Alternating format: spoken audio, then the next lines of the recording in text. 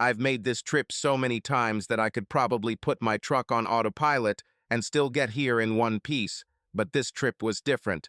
It usually took me a couple of hours.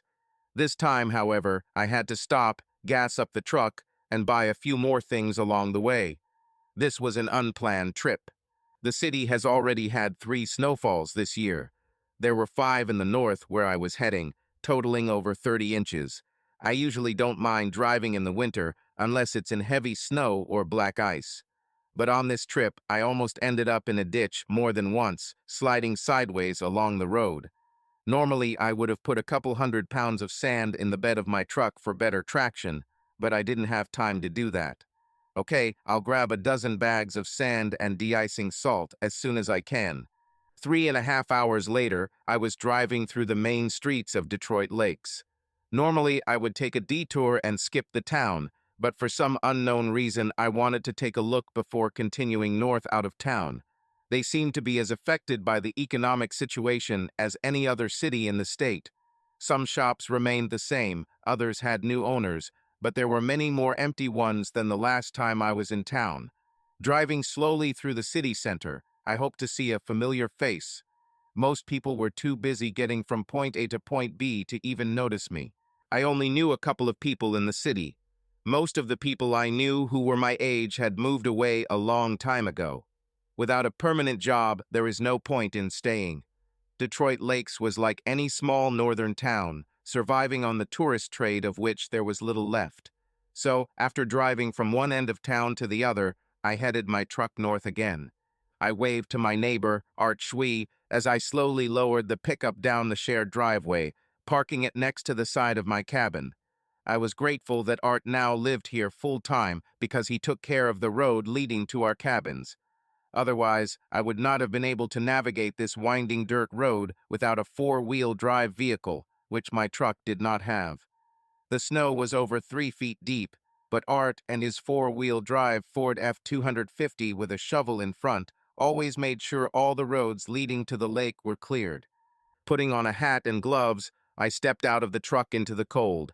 I turned on the main breaker on the outside electrical panel, opened the hard valve on the propane tank, and finally turned on the water in the cabin. I returned to the truck to pick up one suitcase and a box of groceries I'd bought along the way before carefully walking up the snowy steps leading to the back door of the cabin. A quick turn of the key and I'm inside. I turned on the light switch by the back door, illuminating the kitchen and part of the dining room. I watched as my warm breath mixed with the icy air of the cabin, almost freezing as it left my mouth. Damn, it was cold. There seemed to be a thin layer of frost on everything. I walked over to the large heater in the dining room, lit the pilot wick, and waited a second or two before turning on the gas. A loud whoosh was the sound he fortunately made as the gas immediately ignited. I also turned on the heaters in the large bedroom and on the enclosed porch. I rubbed my cold bare hands together. It will take at least 20 minutes to get the hut warm enough to remove the heavy parka. Meanwhile, I laid out the food, hung up my clothes, and brought a few more things from my truck. There was no need to lock it. I knew that no one here would bother him. The cabin finally began to thaw, allowing me to take off my jacket and hang it on the rack by the heater in the dining room. Stepping onto the enclosed veranda, I looked out the partially cleaned windows. It really was beautiful here. As a child, I drew a happy face on the frost from inside one of the veranda windows and then erased it. There was nothing joyful. No one has been here in winter for 10 years. This was the year one of our friends flipped his snowmobile and broke his arm. This damn fool was driving across the lake and tried to jump over the snowdrift in front of our house. The car flew into the air, turned sideways in the air, and crashed right on top of him. After a quick trip to a small hospital downtown, he and everyone else headed back home to Minneapolis.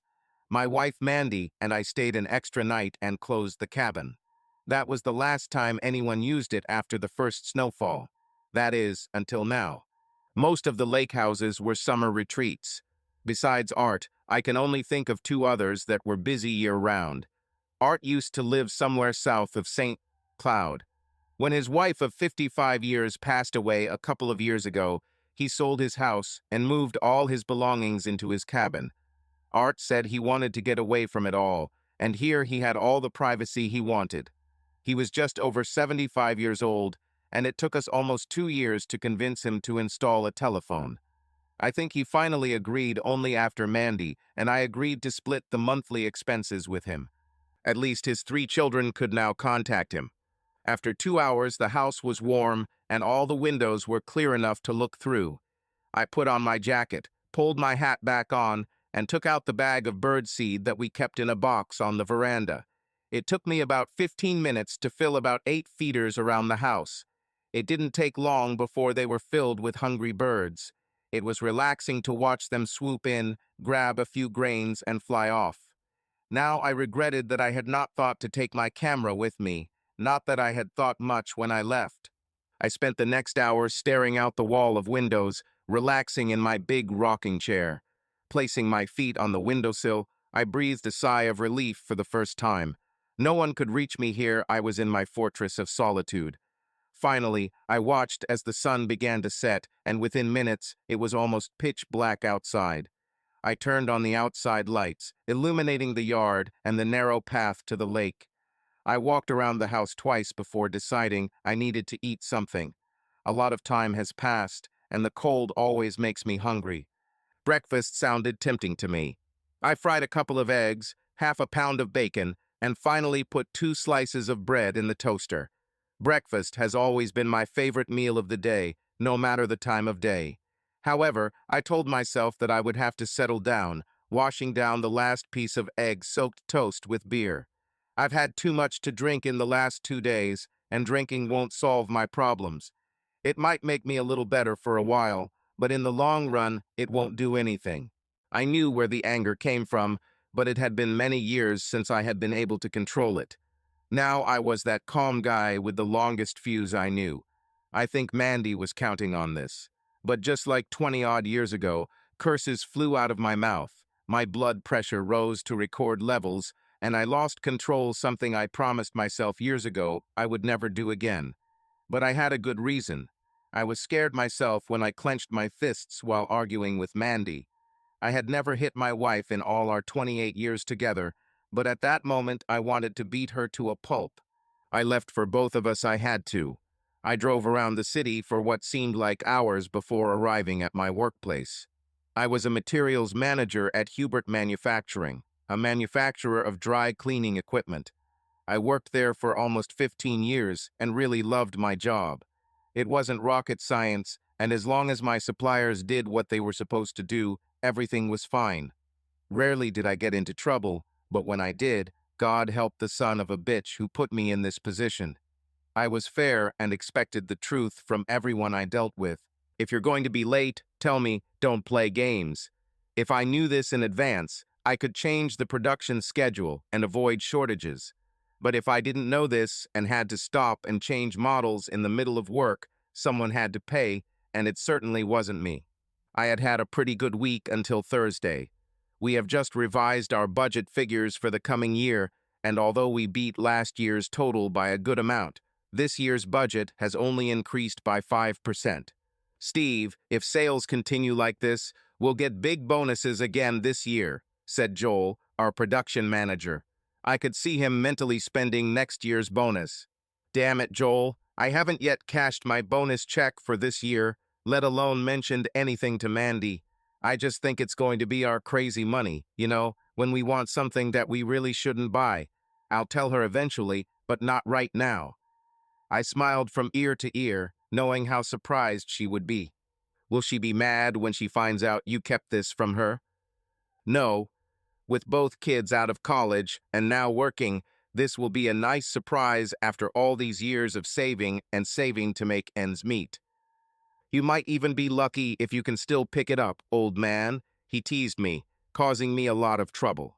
Joel, after 25-odd years, there is no such thing as luck. As for getting up, well, if I can't, there's a little blue pill, so it doesn't bother me too much. We laughed and joked with each other again before getting back to work. It's not that Mandy and I have extravagant tastes. We were a normal, everyday suburban couple whose kids had finally left the nest.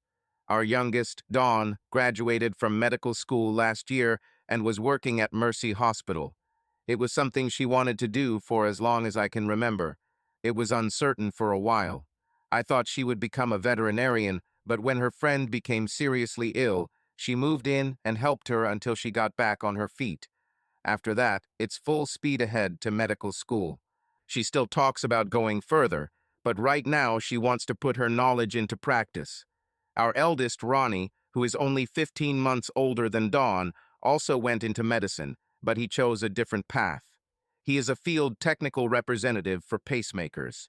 When he's not in the lab trying to figure out why one of their machines failed, he's in an operating room somewhere, answering any questions a surgeon might have when installing one of 20 different types of pacemakers. As Ronnie explains, he's not the one holding the scalpel, but he's helping save lives. He enjoys his job and doesn't mind traveling all over the country, especially in the winter when he sometimes has to travel to warmer climates. They are two of the most wonderful children a father could ask for. It's a pity that I can't tell them where I am. Knowing them, they'll tell Mandy, and she's the last person I want to talk to, at least for now. She will understand this sooner or later, but at the moment I had the peace and quiet that I was striving for. I needed time to cool down and think. When Mandy said she waited until after the holidays to talk to me, I knew something was going on. My wife had been acting strange for several weeks, and I didn't know why. Usually the holidays were our time. Between Thanksgiving and New Year's, I was always in a fantastic mood, not to mention that I usually gained a few pounds. She taught classes on Tuesdays and Thursdays, so nothing much happened during the week. The fall quarter started off like always, but then she really got into it. Heck, on school nights, she would walk around the house humming. Once or twice, I asked her to call and say she was sick, so we could have some fun ourselves. She looked at me and said that she would never do this. Her students depend on her. When she started coming home a little later, she said she was giving extra help to one of her best students. As long as she was happy and didn't come too late, it never bothered me. And then, a couple of weeks before Christmas, she changed dramatically. She seemed tense and had lost all the sparkling enthusiasm I had seen for months. I asked her what was going on, but they told me it was nothing. Bullshit, something was wrong, and she didn't tell me a damn thing. She became moody and began to move away from me. When the term ended and Christmas was just around the corner, I felt relieved. We'll have great holidays and everything that's been bothering her will finally go away. The only thing that didn't stop when the quarter ended was those damn text messages. They came at any time of the day or night with this annoying sound. Finally, I told Mandy to put it on silent. Steve, this is the electronic age. Teachers should at least be accessible by text or email. But not around the clock. Just turn it off. The nights should be ours. She agreed, but without much pleasure. I tried to make this the best Christmas I've had in years. I bought gifts for everyone. Mandy was herself again, so I thought her problems were gone. On New Year's Eve we went with friends. We had a wonderful evening. I love you, Mandy, I said, kissing her as we slowly moved across the dance floor. I don't know what I would do without you. That night I made love to the most important person in my life. I thought that by the time we were done, I had truly finally banished her demons, but I was wrong, very wrong. She waited until after the holidays to tell me. I don't think it's worth ruining everyone's holidays, especially without knowing how I would react to what she was about to say. When she grimly asked me to sit down Thursday night after dinner, a million thoughts raced through my head, and none of them were good. From her appearance, I thought that she was sick and was hiding it from the children and me. Steve, you know I love you, don't you? Mandy said, holding both of my hands. All these years, we have always been 100% honest with each other. I don't want it to stop, no matter what happens. Darling, no matter what happens, we can get through this together, like always. Tell me what we're up against, and we'll start from there. She sighed and took a deep breath. Steve, it's not that simple, or rather, it's about someone else. You mean children? Did you tell them first? I replied, a little angry at the prospect. No, not the kids, Steve, someone else. I was puzzled. She seemed to speak in riddles. Mandy, I don't understand. Tell me what's going on. She paused for a moment, tightened her grip on my hands, and leaned forward. Steve, I met someone. She started to speak more, but stopped when I interrupted. Mandy, meet who? What are you talking about? Please post it. He was a student in my evening class last quarter, and we... She trailed off again. I saw beads of sweat appear on her forehead. Steve, things got complicated, and after a while, I felt something for him. Steve, I was so confused. I tried to talk to you several times, but I couldn't. This was not what I thought she would tell me. This was starting to sound like something out of my worst nightmare. Mandy, what the hell did you do? I demanded, trying my best not to lose control. Steve, we didn't do what you think we did, but I really crossed the line with what I did to him. I'm really sorry. I wasn't drunk, but somehow everything got out of control. Mandy, are you saying you slept with someone else? No, I would never do that. 5 seconds passed, 10 seconds, maybe an hour, I don't remember. My brain was trying to process what I had just heard from my wife. He was in my evening composition class, and over the last 4 months, we got to know each other. I'm not sure, but I thought that I might have some feelings for him. I tried desperately to talk to you about this, but I couldn't until I realized it myself. I pulled my hands away from hers and stood up. I took a few steps, but there was nowhere to go in our small kitchen. I didn't know what to do with my hands as they moved towards my head, my arms, and everywhere in between. Finally, it dawned on me what my wife was telling me. Steve, we didn't do anything, physically, until the last night of class.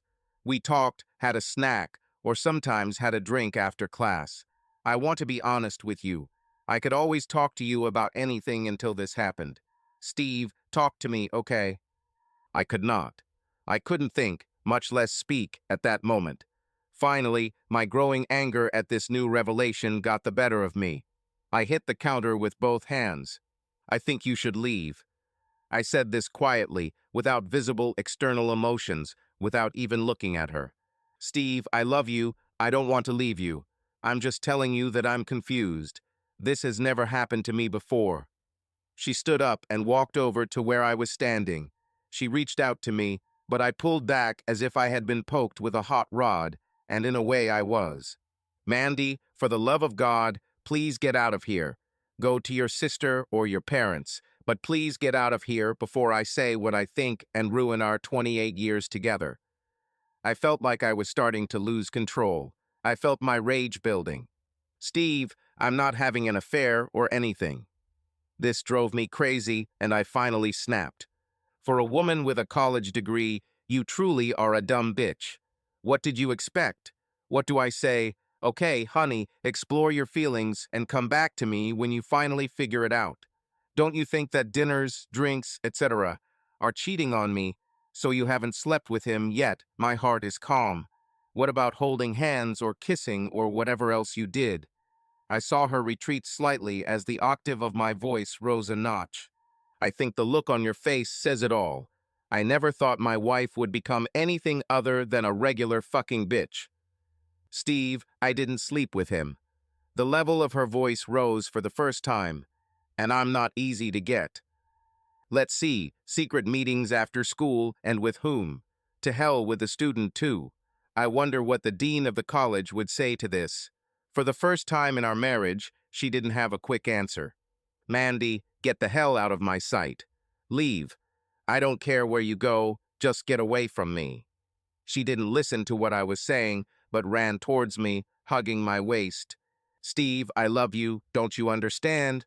I took her hands off me and abruptly pushed her away. Steve. Mandy, God is my witness if you don't leave. At that moment, I realized that I had raised my hand above my head and clenched my fist. She looked scared. Would I hit her? Honestly, I couldn't be sure. All I knew was that one of us had to get the hell out before I figured it out, and since it wouldn't be her, it had to be me. In one swift motion, I grabbed my jacket and truck keys from their place by the back door. For a moment, I wondered if Mandy was going to stop me. Luckily for her, she didn't. After driving around in the car for what seemed like hours, I finally found myself in my office. Luckily, I had the keys to the office. I walked in, turned on the light, and sadly walked up the stairs to the second floor, where my office is located. On the way, I stopped at the cafeteria, exchanged $1 for change, and bought a cup of coffee. I sat down at the table, holding hot coffee in both hands. It was cold in the building. The heating was on a timer and turned off every night. I was still shaking, but not from the cold. For 4 hours, I sat there and wondered what to do. What the hell was she doing telling me she was dating, and who the hell was he?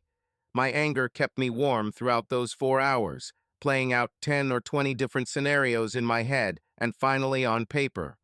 All I knew was that I needed to get away and think about what I wanted to do with Mandy.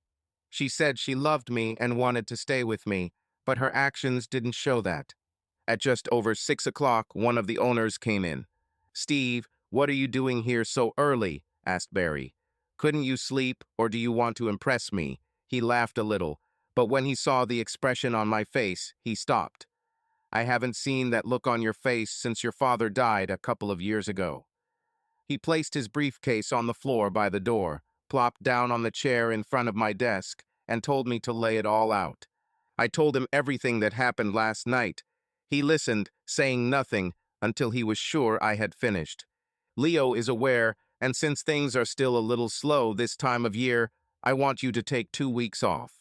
Go get your thoughts and feelings in order, because damn, you won't be worth a penny until you do. Let's just say you went to check out a few of our suppliers and leave it at that. Take care of what you need and be ready to return to work by the 28th. I don't want to see or hear from you until then. You and Meng.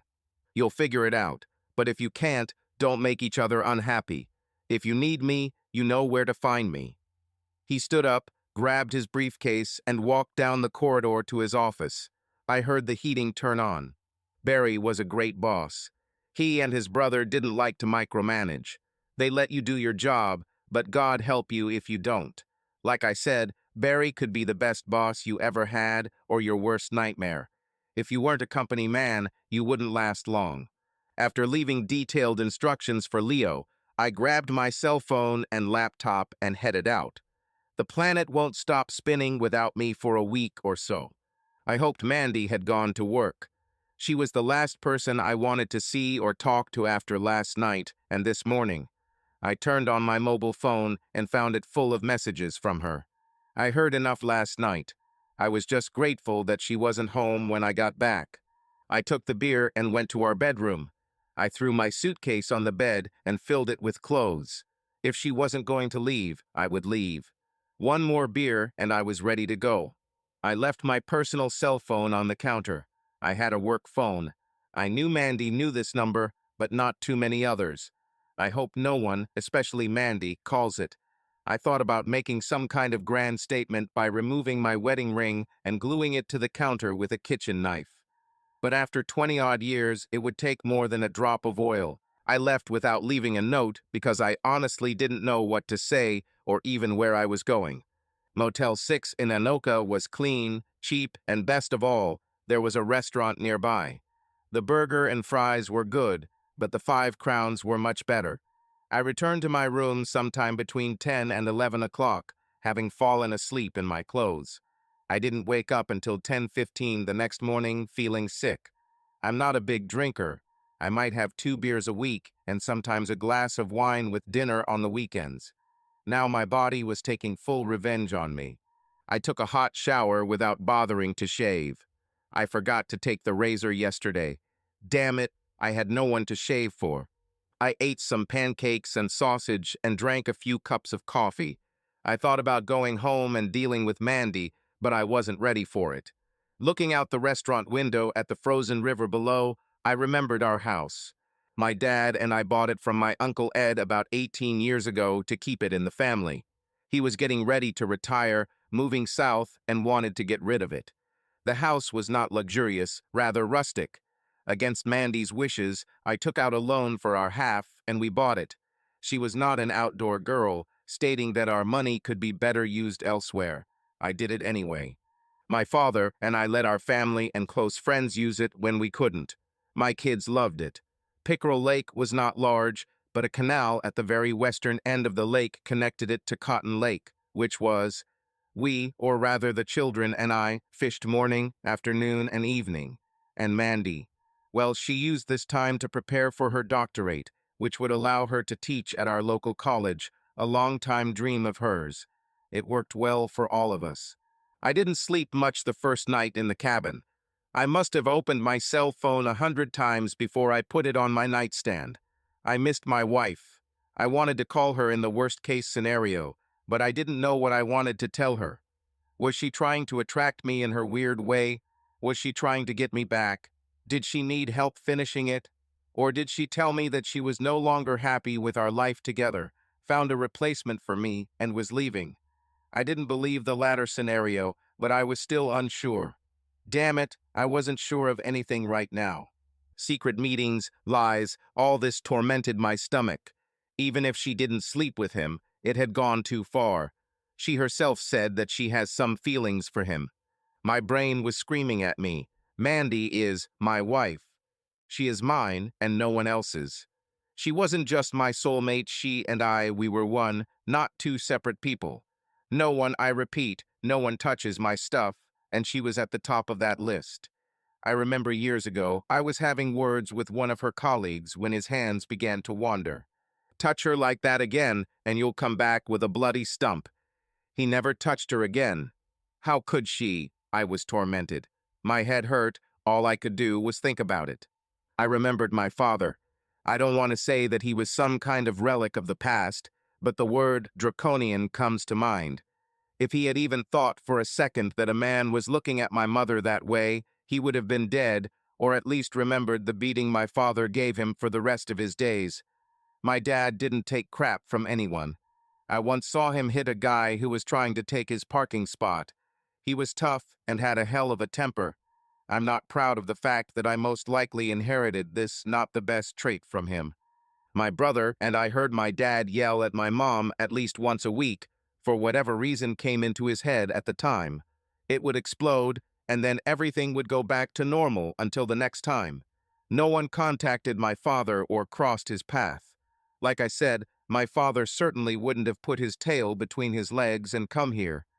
Right now he would call me a wimp or a weakling, but I wasn't my father, well, at least not anymore. What the hell am I doing here? I can't run from this, I have to fight it head on. I'm her fucking husband, not some damn student who's pouring sweet talk and alcohol into her mouth. We were a team, Mandy, the kids and me. I spent the whole day thinking and even wrote down what I was going to tell her. The more I wrote, the more I thought, and the more I found cracks in our team. When we met in the mid-20s, we were like two old-fashioned farmers' matches. We rubbed against each other and immediately burst into a ball of fire. She was a slender, sexy machine, and I was more like the quarterback of a football team, but I was much less agile. We always wanted each other. Damn, we almost lived for each other. Neither of us came into our marriage bed as virgins, but we found that we both enjoyed the same things sexually. After trying a few other things, we settled on something we liked and did often. The only problem was my short character and bad temper. I, like my father, started out by not accepting anything from anyone. If you crossed my path, then pay for it. I almost lost my job for telling off one of my employees. I didn't just tell him off, I ate him for breakfast, spat him out, and humiliated him in front of all his coworkers. My boss, who had been watching my little scene, took me to his office. If I see something like this again, you can look for a new job. I want you to go back there and apologize to him in front of everyone. I'm telling you, if this happens again, you can clean your desk. Understood? I nodded and was sent off to correct what I had just done. I didn't think I did anything wrong. Sometimes you have to kick ass to keep your people in line. However, when I started doing this to Mandy over and over again, the real nightmare began. We had just had Ronnie and money was tight. He was sick, the drugs were expensive, and we had almost nothing left in the account until my payday on Friday. When I received 2 cost overrun notices, I freaked out and Mandy got it right. Mandy paid the bills and went over our bill by $10. We had money in a savings account to cover it, but she didn't get to go to the bank because of Ronnie's illness and everything. I didn't care about her excuses and I attacked her. I screamed and screamed like crazy. I think everything that was happening at work and at home finally got to me, and I snapped at Mandy. It was worse than terrible, and when I called her a stupid bitch, she broke down. Tears were already flowing, but after these words they stopped and were replaced by their own anger. She gave me a dressing down, saying that I knew nothing about what was going on in our house, and if I was so unhappy with her, then I could get the hell out. I never heard Mandy swear in all the years we were together. I left in anger and went to a tavern 2 blocks from our house. I'll show her who's boss, I told myself as I drank a couple of beers. Looking at my watch, I saw that a couple of hours had passed. It's time to go back and get an apology from her. But when I returned home, she was not there. The note said that she and Ronnie had gone to her parents' house, and when I got my head out of my ass to call, not to come, but to call. The next day, I settled everything with the bank and even set up automatic overdraft protection to prevent this from happening again. I went to work, and for the first time, I didn't tell anyone off. On the way home, I bought flowers and a card, thinking it would solve our problems, but it didn't. I thought Mandy would be waiting for me at home and was shocked to find that she wasn't there. I assumed she would just forget it like all the other times and we would go back to the way things were before. I quickly realized there was no turning back. "Honey, when are you coming home?" I asked on the phone. "Do you want me to pick you up?" I said in a conciliatory tone. "Steve, I'm not coming home." "Mandy, don't be stupid. Sorry about last night. I know I shouldn't have called you that. Why don't I pick you up and we can talk at home?" "Steve, what about not coming home? Don't you understand? I can't live like this anymore. Tiptoeing around you when you're in a bad mood and then enduring your anger, I can't do that anymore." This conversation started to scare me. "Sorry, okay? I won't do that again, I promise." She didn't buy it. "You've said it before and 10 times before. I do not believe you anymore. Sorry, Steve. I can't live like this anymore. I cannot tolerate verbal abuse. I have to think about Ronnie." "Please, Mandy, I will change," I begged, saying everything to get her to listen to me. Words, just words. They are empty and mean nothing. We need time apart to figure out if we should continue to be together at all. What I heard made my heart skip a beat. "I don't want to hear or see you for the next week. Maybe during this time we will understand whether we want to be together." It was the longest week of my life. My dad told me to go there and drag her home, but the first time I didn't follow his advice. I knew she was right. I could no longer make excuses that I was just letting off steam. 3 days later I called, but she refused to talk to me. I felt lost without her and Ronnie. Heck, I felt like I couldn't exist without her and Ronnie. 8 days later, I showed up at Mandy's parents'. I brought no sweets, no flowers, no gifts, just myself. They didn't invite me inside, but Mandy came out to talk to me. "Well, have you pulled your head out of your ass, or is it time for us to leave? I will not return home to a war zone. You either learn to control your anger, or we're done."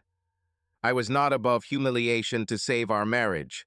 "Listen, honey, I know I was wrong to call you that, I admit it. And I guarantee you that this will never happen again. Please just come home with me. You've said this song and danced in front of me before. What's different now?" You have my word. I promise this will never happen again. Have I ever lied to you?"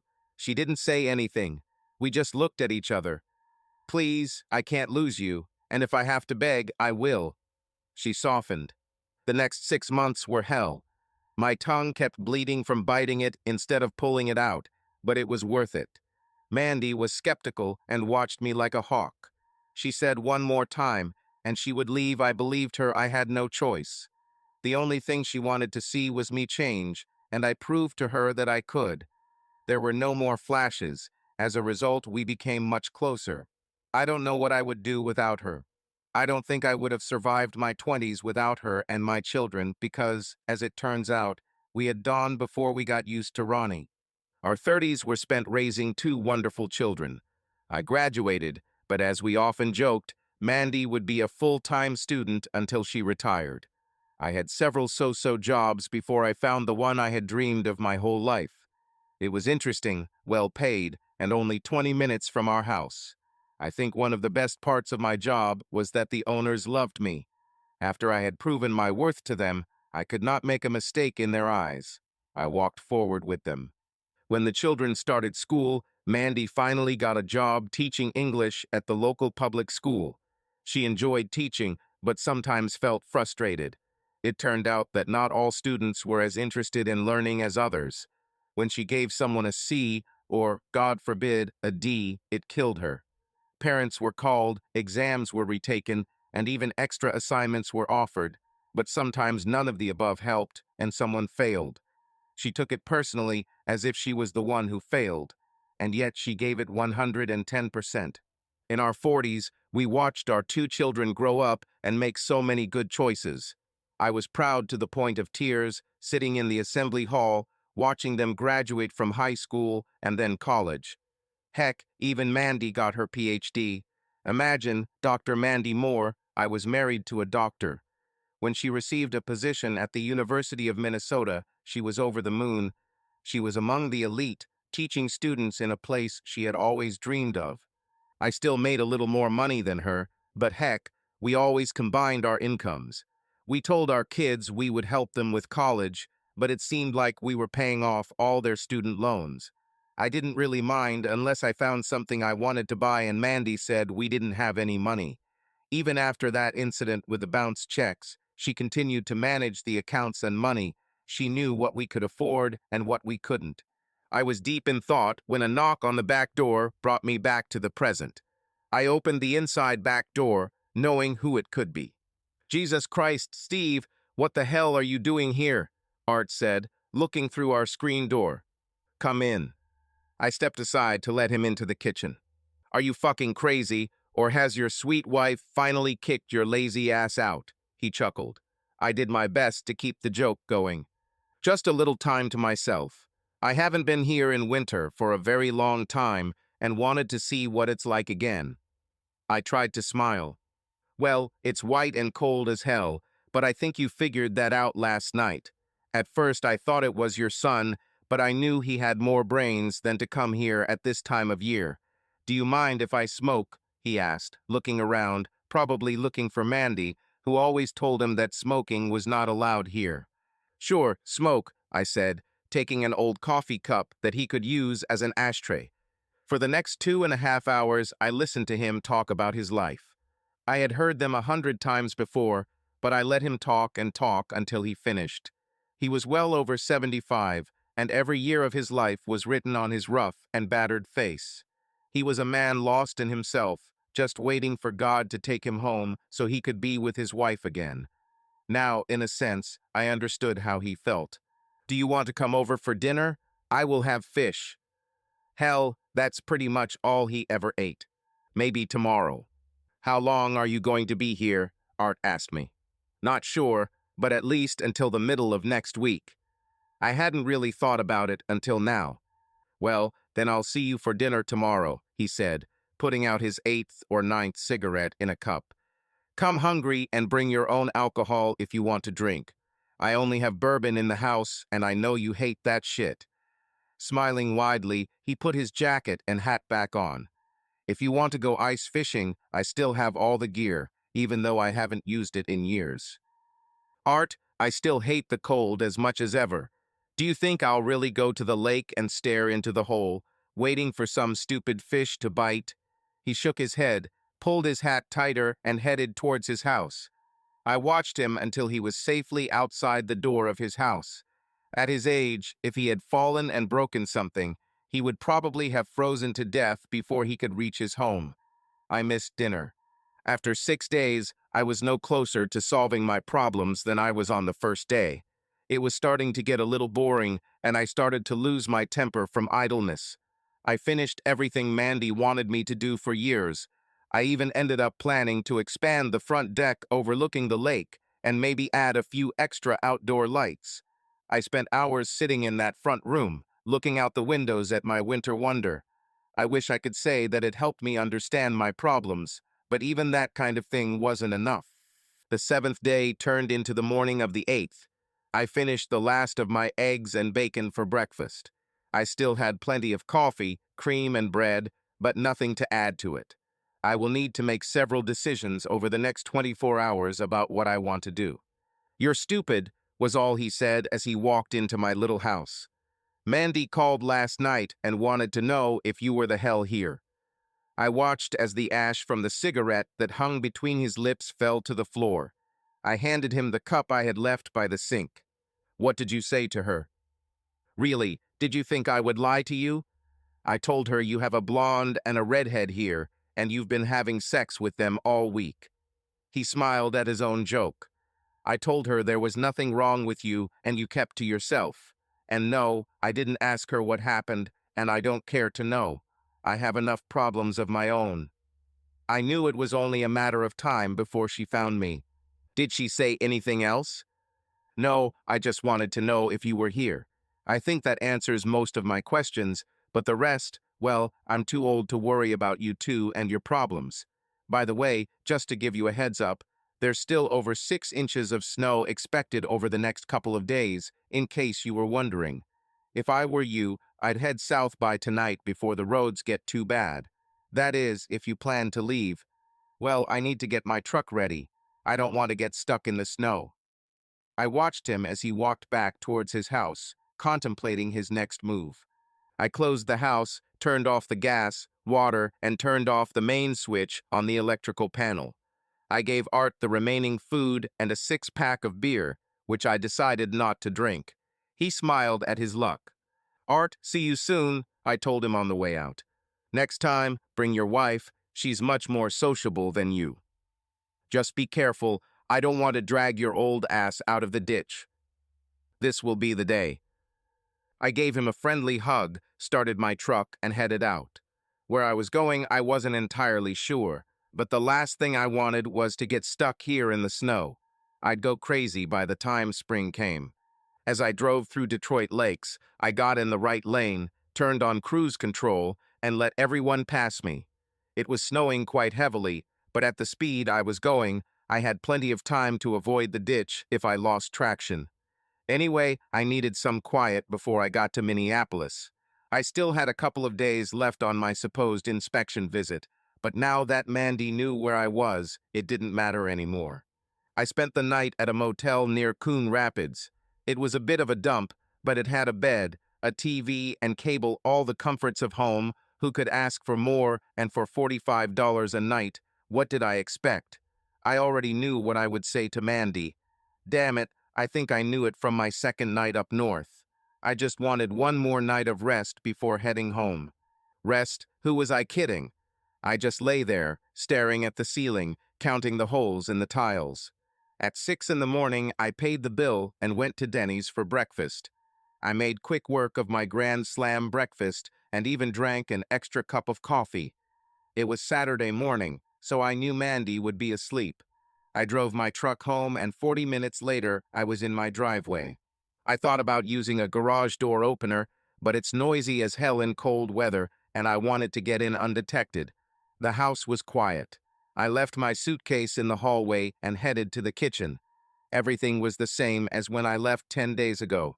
I don't know what I was expecting, maybe a sink full of dirty dishes or empty bottles strewn all over the kitchen. But everything looked the same as always. Not knowing what to do next, I made coffee. Mandy used to drink tea in the morning, but I never developed a taste for it. I made myself 3 cups of coffee, standing with my back to the stairs and pouring water from the tap. I did not hear her come down. "Would you like to heat some water for me?" Her words made me jump. She took me by surprise. "Sure, no problem." I took the kettle and filled it halfway before placing it on the already hot burner. "Anything else?" She shook her head. Milk, cream, sugar, everything was within arm's reach of where we sat. As they say, the silence between us was deafening.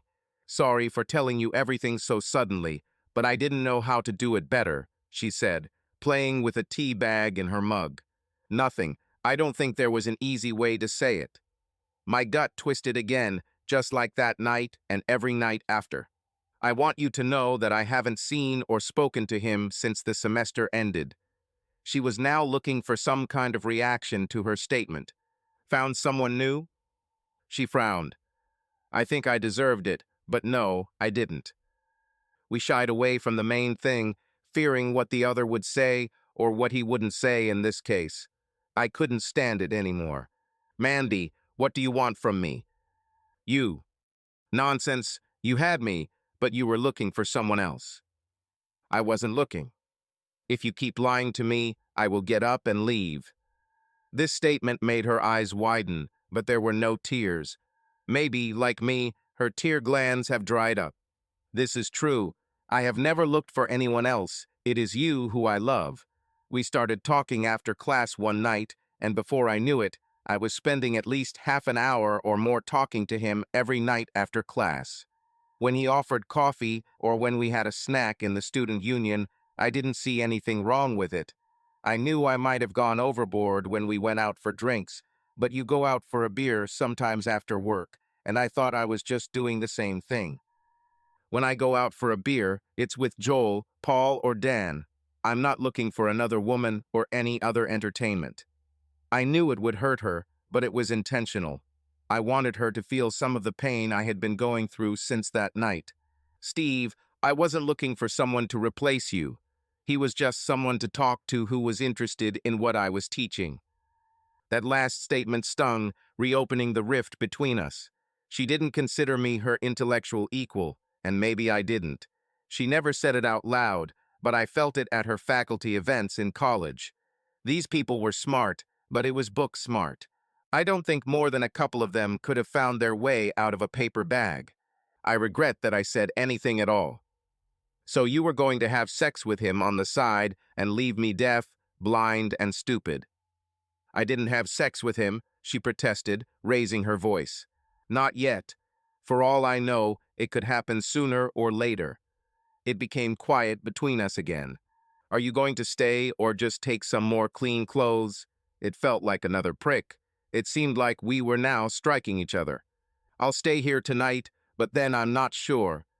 And I really wasn't sure. Steve, I want you to stay. Even if you don't believe me, I really love you.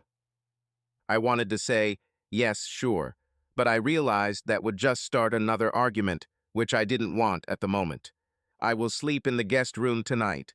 Let's see what happens tomorrow. You are my husband. You should be in bed with me. How will we ever get through this if we're apart? Mandy, I don't feel much love for you right now. Okay, sleep in the damn guest room. I have to go to work this morning for a couple of hours. There's a lot of things I didn't do this week because I was worried about you. You should also contact your children. They were worried about you too. She left her mug on the counter and went upstairs to change.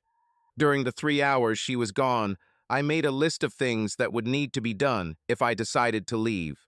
Don't close bank accounts and cancel credit cards. We haven't gotten to that point yet. Dinner passed quietly. She cooked chicken and rice, but neither of us were particularly hungry. I sipped my glass of wine without saying a word. I wanted to pick her up and shake her and ask her what the hell she was thinking, but I never did. Looking back, I had to do this to get things moving.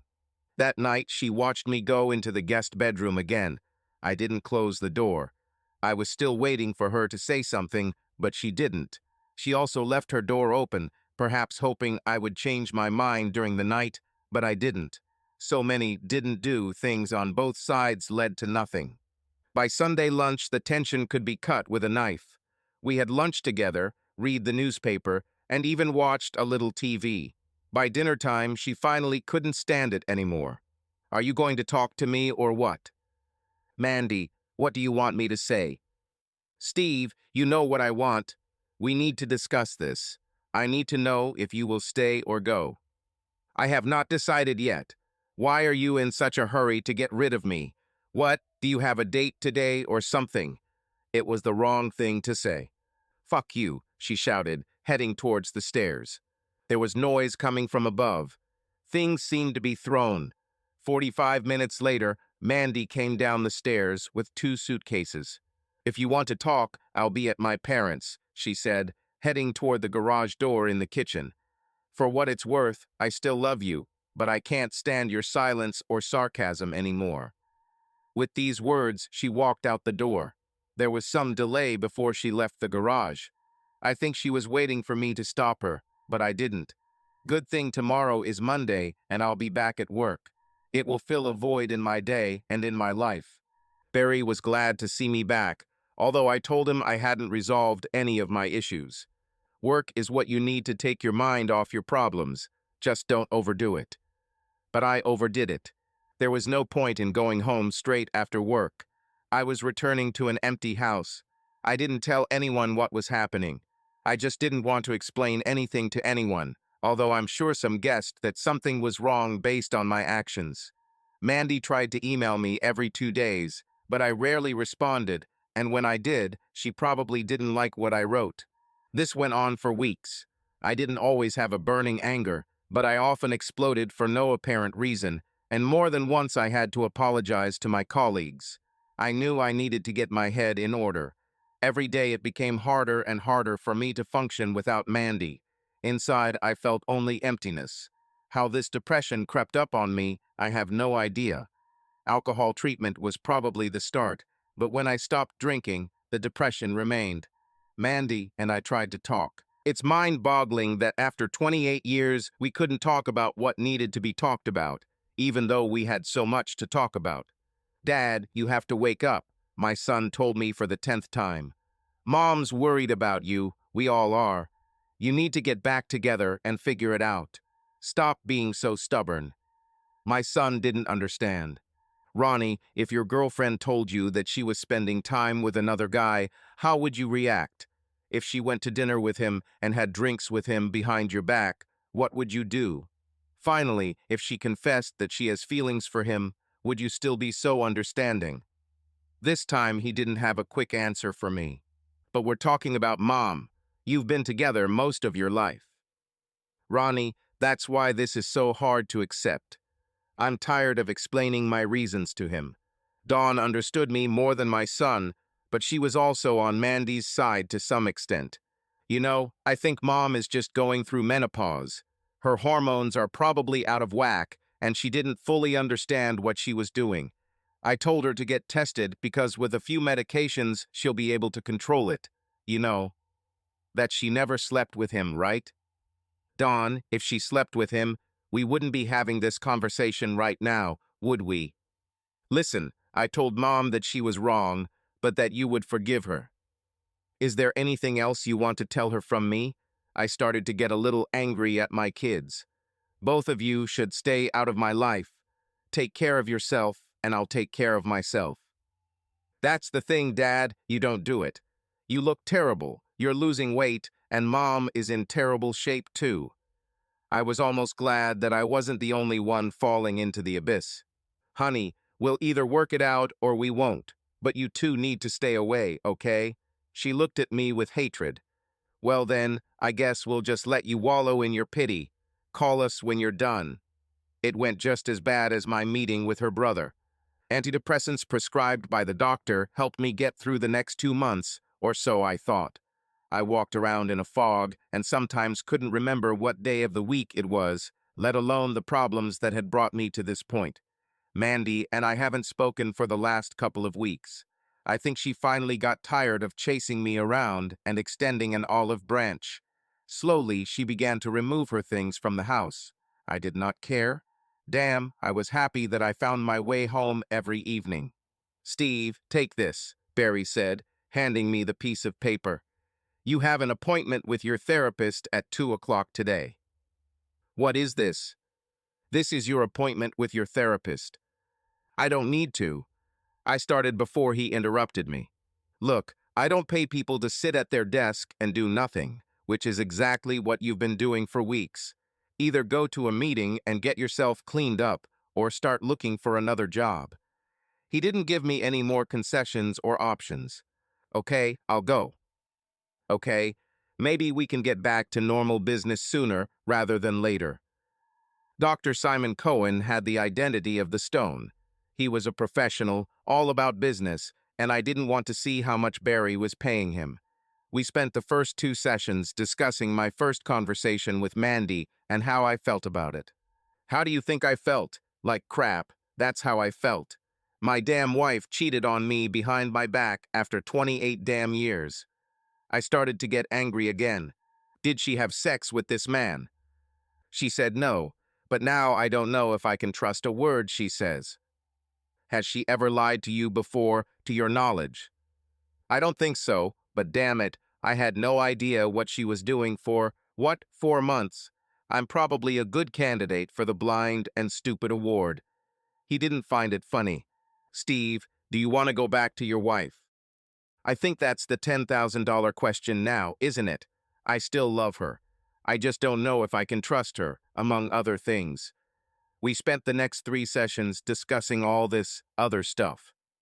Do you want to invite your wife to these sessions? Asked me the next week. Dr. Cohen, Mandy doesn't even know I'm seeing someone. Well, I'd like to hear her opinion on this, if you don't mind. It might give me some insight into your problems. I took a piece of paper from the side table and wrote down her work email address and cell phone number. If she wants to come and see you on her own, I have no problem with that, but I'm not ready to date her yet. I thought you said you were starting to get over the situation. Doc, starting is the key word here. I'm off the meds and finally starting to understand my problems. I've lost 2 months somewhere. I need to get my head in order before I start worrying about Mandy. Dr. Cohen and I spent the next 2 sessions discussing Mandy and our last 10 years together, wondering why I thought my life was so perfect. To everything I told him, he either asked a why question or made some other comment. He was never satisfied with what I told him. When he asked me to write down all my problems on paper, I thought it was a waste of time. It wasn't like that. It took me 5 terribly hard days to do this. I felt like a schoolboy. I started writing on a notepad, but after throwing away more than 20 sheets of paper, I moved on to our home computer. It went much easier because there was a spell check. I'm one of the worst spellers I know. When he asked when I would finish, I told him to give me a couple more days to reread it because it was much longer than I thought. There were too many things going through my head, and I wanted to make sure I accounted for them all. I saw your wife yesterday. He began our next session. She asked me to tell you that she misses you. Well, I miss her too, but after you read this, you might wonder why, just like I have over the last couple of months. He looked puzzled when I handed him the 3 printed pages. I'll read this, Dr. Cohen said, pointing to my typed pages, and maybe we'll discuss it in our next session. I nodded in approval. I left feeling worse than when I arrived. I thought we were a team, but after all the thinking and writing, I now have my doubts. For the first time since Mandy left, I wasn't sure we were going to spend the rest of our lives together. Boring, that's what I became, and that's what our marriage became. In our late 20s, with young children, we had little or no time to ourselves. How we found time for love, let alone sleep, is still a mystery, but we did it. We always found time for ourselves. At 30, I realized that I had become the primary parent. Scouts, soccer practices and games, dance classes, and all other activities became my responsibility. Mandy worked, studied in the evenings, and had little time for anything else. My kids and I became a team. Don't get me wrong, Mandy attended every event she could, and I didn't think much about it until recently. That's just how it was. Our 40s were supposed to be ours. The kids went to college and life became less hectic. We still made love, but I was always the initiator. Friends became either hers or mine, but not our common ones. We both attended each other's events. After all, that's what husbands and wives do, right? As they say, with a partner, you always have a date for Valentine's Day and New Year. Mandy didn't particularly like my friends because many of them were a little rude, and I had little in common with her arrogant group of professors who made it clear that I wasn't up to their level of intelligence, or at least that's what they thought. Gatherings with my friends were usually backyard barbecues or adult parties. Alcohol flowed freely, and because of the language and conversations, children were not allowed. These were basically guys' nights with our wives serving us food and drinks. They were good sports because the boys cooked and cleaned while the wives chatted, or rather exchanged notes. On the way home, I learned all the gossip about everyone. Overall, I thought we had the best marriage. Gatherings with her friends weren't as fun. There was plenty to drink and the food was good, but I felt like I had to walk around with a napkin under my chin while I ate or drank. I guess what I mean is that everyone and everything was civilized as hell. They talked about current events and had big debates about various issues, usually about things that didn't interest me. When someone asked me what I thought about the Iraq War, I said something stupid that made everyone look at me, and not in a good way. I think we should nuke Iraq and make one hell of a gaslight that can be seen from space. It was a joke. Apparently, no one understood my humor. My friends would have laughed, but like I said, I had no connection with her friends. Over the past 2 years, I don't know which of us stopped inviting the other to work or university events, but it happened. Looking back, we were growing apart, and I don't think either of us noticed or cared. When she was dropped off home a little tipsy after one of her meetings, I should have said something, but I didn't. Then there was the time I forgot to tell her about a company dinner and came home very late, and she didn't even ask where I was. Like I said, looking back, the warning signs were everywhere, but no one paid attention to them. The day after I gave Dr. Cohen my list, I looked at myself in the mirror, and I didn't like what I saw. Middle-aged, slightly overweight man with thinning hair, and when did I get these wrinkles? I became sedentary and bored.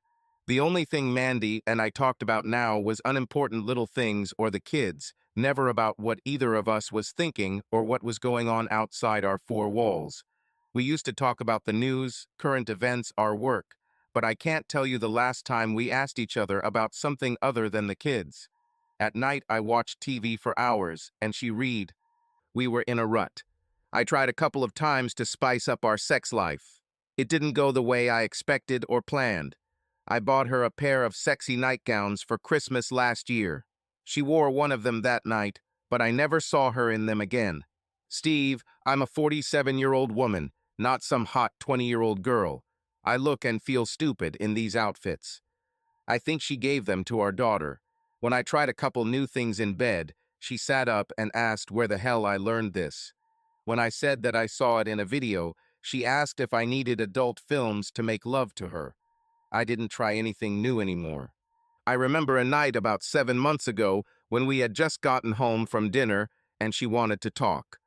This happened right after I kissed her and told her I loved her. "What exactly do you love about me?" she asked. I stood there a little stunned. "You always say that you love me, and I don't doubt it for a second. But what is it about me that you love so much? I'm certainly not as pretty as I once was, and this 47-year-old body is starting to sag already for a long time. We like the same dishes, but I hate hunting and fishing, and camping is also not at the top of my list. Even our views on many issues differ, as I said. I don't see what it is that you like so much. In my This was the first time I had been asked such a question since we started dating. This took me by surprise and confused me. I took a minute or two to think about my answer. Because you are you. I don't agree with you. I think you're beautiful, and you still have a hot body. It's not a 25-year-old's body, but I don't think my 48-year-old body could keep up with a 25-year-old's. Really, we don't always see things the same way, but we agree on the issues that really matter. We've raised two wonderful kids, and I'm looking forward to being a grandfather one day, but I think the biggest reason is that you're just so easy. I can be myself without worrying about being judged for who I am or am not. When I look at you, I see the woman I married all those years ago, and I still feel happy that you said yes. I want to hug you, kiss you, and make love to this 47-year-old body because you still turn me on." I saw that she was somewhat surprised. So if this conversation is over, I think it's time to show my wife how much I love her. With that, I took her hand, led her to our bedroom, and did my best to show her what she truly meant to me. I'm not sure, but I think we've reached new heights. I certainly have. We fell asleep together before finally being separated for the night. I hoped I had eased any fears she had that night, but apparently I was wrong. I don't think she was intentionally distancing herself from me, but I noticed it even more now that I thought about it. As I waited for my session with Dr. Cohen, I kept returning to that fateful night. I don't know how many times I replayed Mandy's confession in my head. Sometimes it felt like it filled my every waking minute.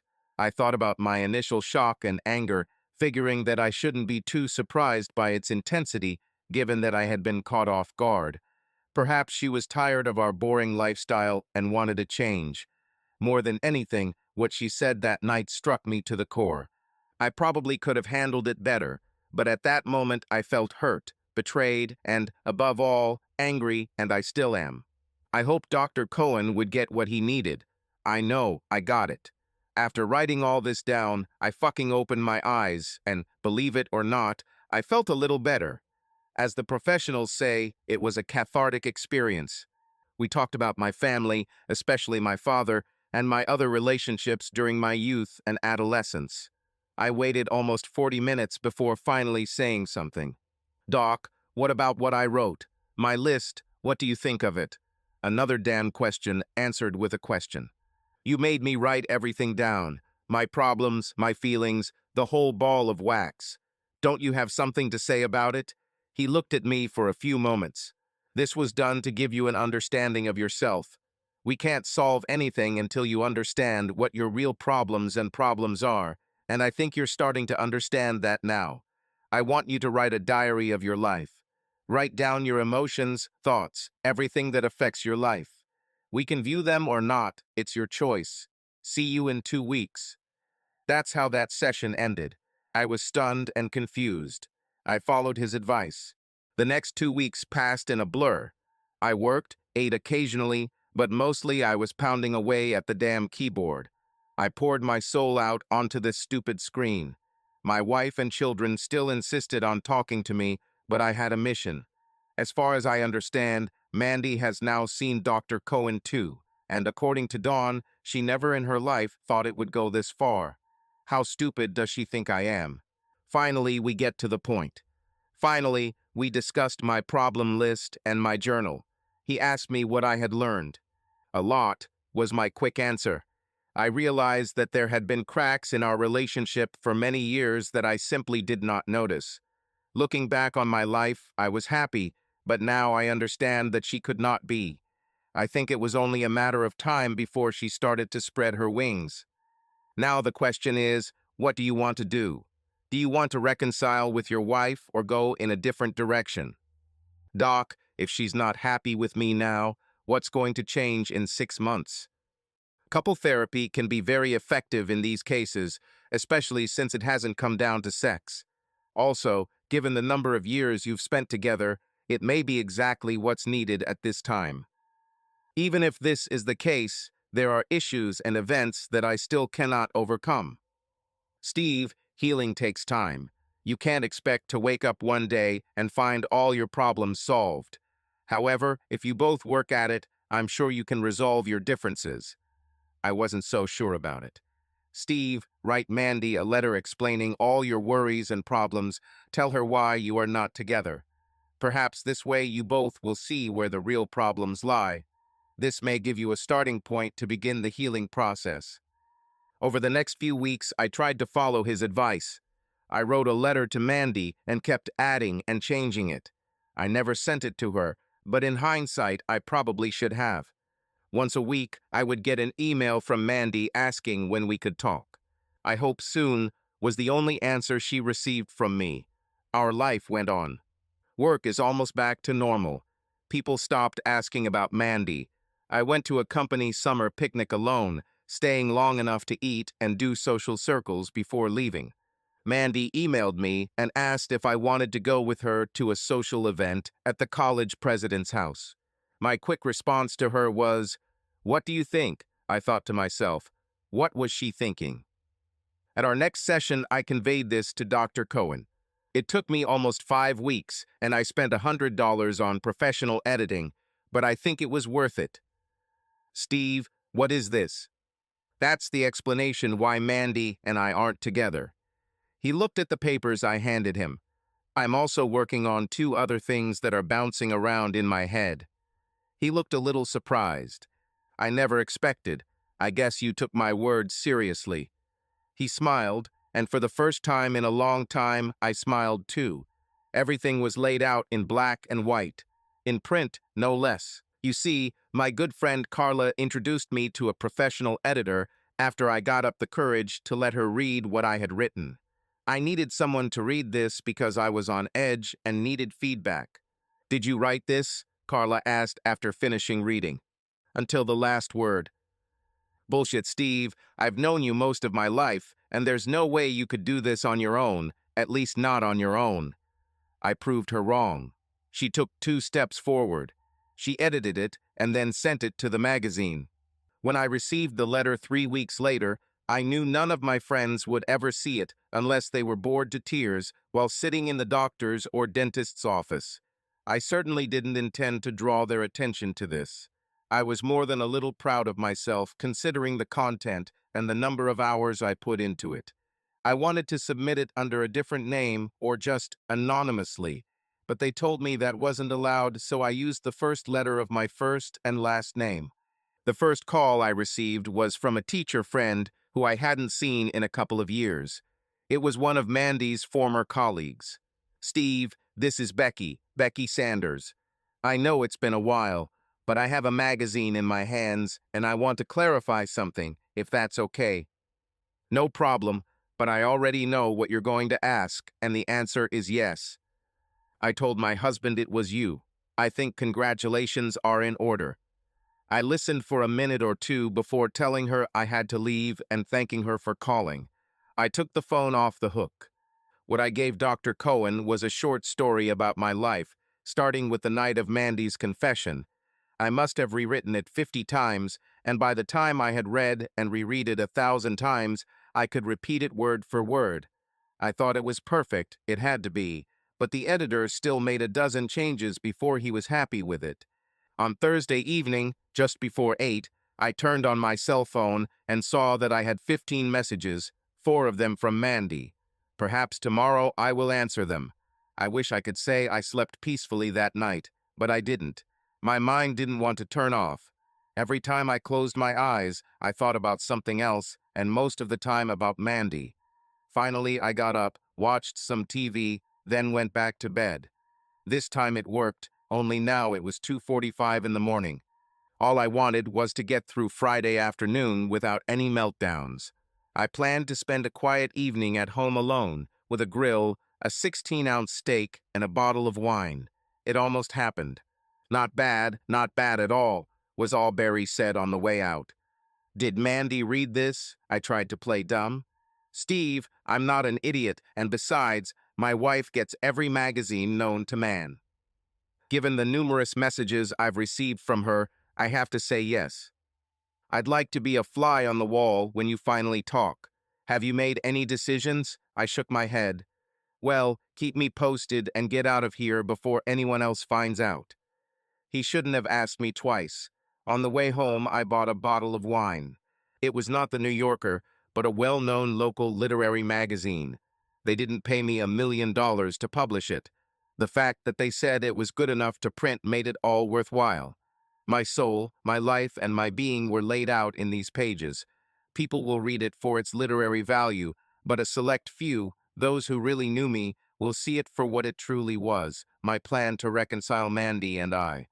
I felt a slight sense of guilt airing our dirty laundry in public, but everyone who knew us already knew there was a problem, even if they didn't know exactly what it was now they knew. I turned off my home phone because I didn't want to be disturbed that evening.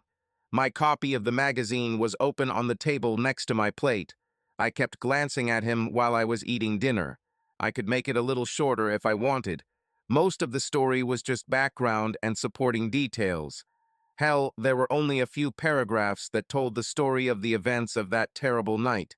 That's what I could write in one short essay, or rather, exposé. I heard everything that night. The half-truth is also something she hasn't bothered to share with me all these months. There were no real reasons, just excuses as to why or what happened.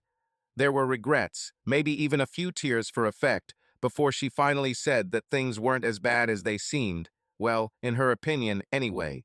It was not the young, handsome man who overwhelmed her 47-year-old legs. Rather, he was a middle-aged man, married, with too much free time and an itch to do something about it. They were just talking. She said he was smart and genuinely interested in what she taught.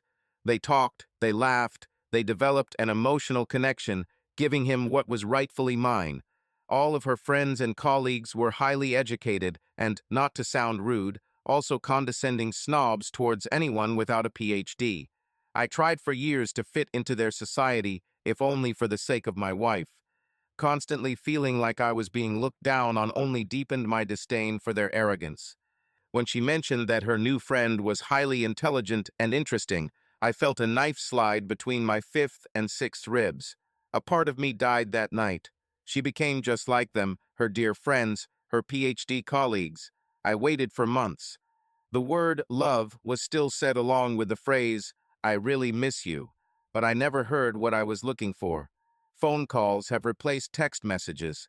Finally, emails became our only form of communication. We became a disconnected couple, disconnected from each other. Through her actions, I became detached from my own marriage. My family needs were simple. I just wanted her. My wife's needs, on the other hand, became categorized, sorted, and prioritized. Did they ever include the real me? We weren't clones of each other.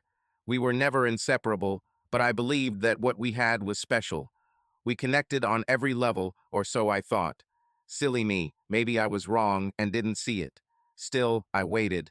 This never happened. A highly educated woman teaching communication skills, and she missed it. How, I'm not sure, but she missed it. So I wrote it down on paper. Maybe she'll see this and finally realize what she's missed all these months. Is it too late for us? I'm not sure. It will be more difficult than it would have been, say, 8 months ago, but the fire is still burning, although it is getting dimmer every day. And if, when it finally goes out, I will regret it, even if she doesn't. You see, I'm not the kind of emotionally detached person who can say, we had a good run while it lasted, and go on my merry way. I will grieve and bury what we once had. Then I will get up in the morning, take a deep breath, put one foot in front of the other and move on, if not for anything else, then at least to prove to myself that I am still alive. It doesn't have to end this way, but it probably will. I guess I didn't mean that much to her because after all, like the title of this little story, she never said she was sorry. I felt my stomach tighten. Every time I read it, I felt the same lost and empty. I still wanted Mandy with me, but now on my terms. I didn't use our real names in my story. In fact, I didn't use any names, but those who knew us well enough didn't need names. As I said, my friends would never read this, not because they weren't educated, but because no one I knew subscribed to literary magazines. The Mandines, on the other hand, probably either subscribe to them or read college copies regularly. On Saturday, I slept late until almost 10:30, which is practically a new record for me. After a leisurely breakfast on the terrace, I called my kids. They both attacked me for not returning their calls and demanded a full report. They didn't like what I said. Dad, you and Mom should be together. I can't imagine you being apart. Dawn bombarded me until I promised her I'd call Mandy this week. Ronnie continued to argue that I was being stubborn, agreeing with his sister that his mom and I should be together. Deep down, I agreed with both. I told them that I would try to do a better job of returning their calls in the future, but whatever happened between their mother and I would be up to the two of us to decide. On the one hand, they understood where I was coming from. On the other hand, they made it clear to me that any decisions would still affect them. They were absolutely right. It was obvious that they had not seen the article.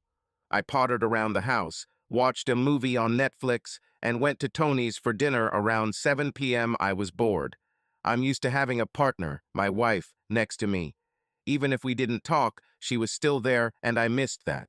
Lying in bed at night, I watched her quietly read. I could touch her, see the corners of her lips turn up as she told me it was late and time for bed, before returning to her book. A light kiss on the lips meant the end of our evening, after which I fell asleep, still facing her. Sometimes I would wake up, look at the clock, and ask why she wasn't asleep yet. "I only have a few pages left," she usually answered. "I fell asleep again. I missed this," and much more. On Sunday, I took my mom to brunch. She was talkative and wanted to know absolutely everything. She said that I had lost weight and that I needed to come more often. She never mentioned Mandy by name, but kept talking about my situation, which she hoped would soon be resolved. Knowing my mother, I knew this must be killing her inside. I took her home and asked if anything needed to be done around the house. She said no. We talked, or rather, she talked for another hour, and then, after kissing her, I left. Now what? I spent the rest of Sunday on the computer adding and editing another story I started that I thought was pretty good. Barry came into my office Monday morning. "Good weekend." "Surprisingly, yes," I told him. "Okay, maybe you can find a way to speed up production of the KZ 1500. I sold 2 more than we have in stock." I told him I'd see what I could do. At the end of the day, I stopped by his office and told him that the 2 devices would be ready by the end of next week. He smiled, holding his dirty old pipe in his teeth, which he had never lit. Nice to see old Steve again. At 11:15, I received a call on my mobile. "Steve, this is Dr. Cohen." I recognized that dry, monotone voice without waiting for him to introduce himself. "I was wondering if you could come to a meeting at 3:30 today. I'm not booked in until Thursday. Is there a problem?" "Your wife asked me to call you to see if you could come to her session scheduled for today." "Why didn't she call me herself?" "She said she called, but you didn't answer her calls." He was right. "Did she say what she wanted to talk about?" I asked, knowing perfectly well what I was talking about. "No, only that she would like you to be there if possible." I didn't have anything planned. "Sure, why not? Tell her I'll come." "Thanks, Steve. I think this is a step in the right direction." I wasn't so sure. My stomach immediately began to clench. I drove slowly towards Dr. Cohen's office. When I arrived, I looked at my watch and saw that I had 10 minutes left before my meeting.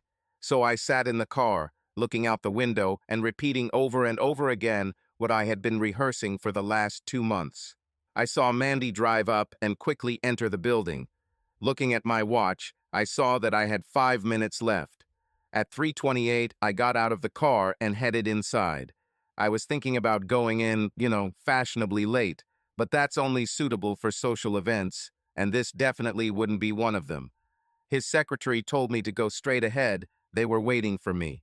"Dr. Cohen, Mandy," I said, greeting them both while internally deciding where exactly to sit since there weren't many options in his office. I chose the chair directly opposite Mandy. "Glad you joined us, Steve," he said. Mandy continued to look at me. "Why don't we get started? Mandy, you asked Steve to come. Why don't you tell him why?" "I think Steve knows what I want to talk about. How could you?" "How could I?"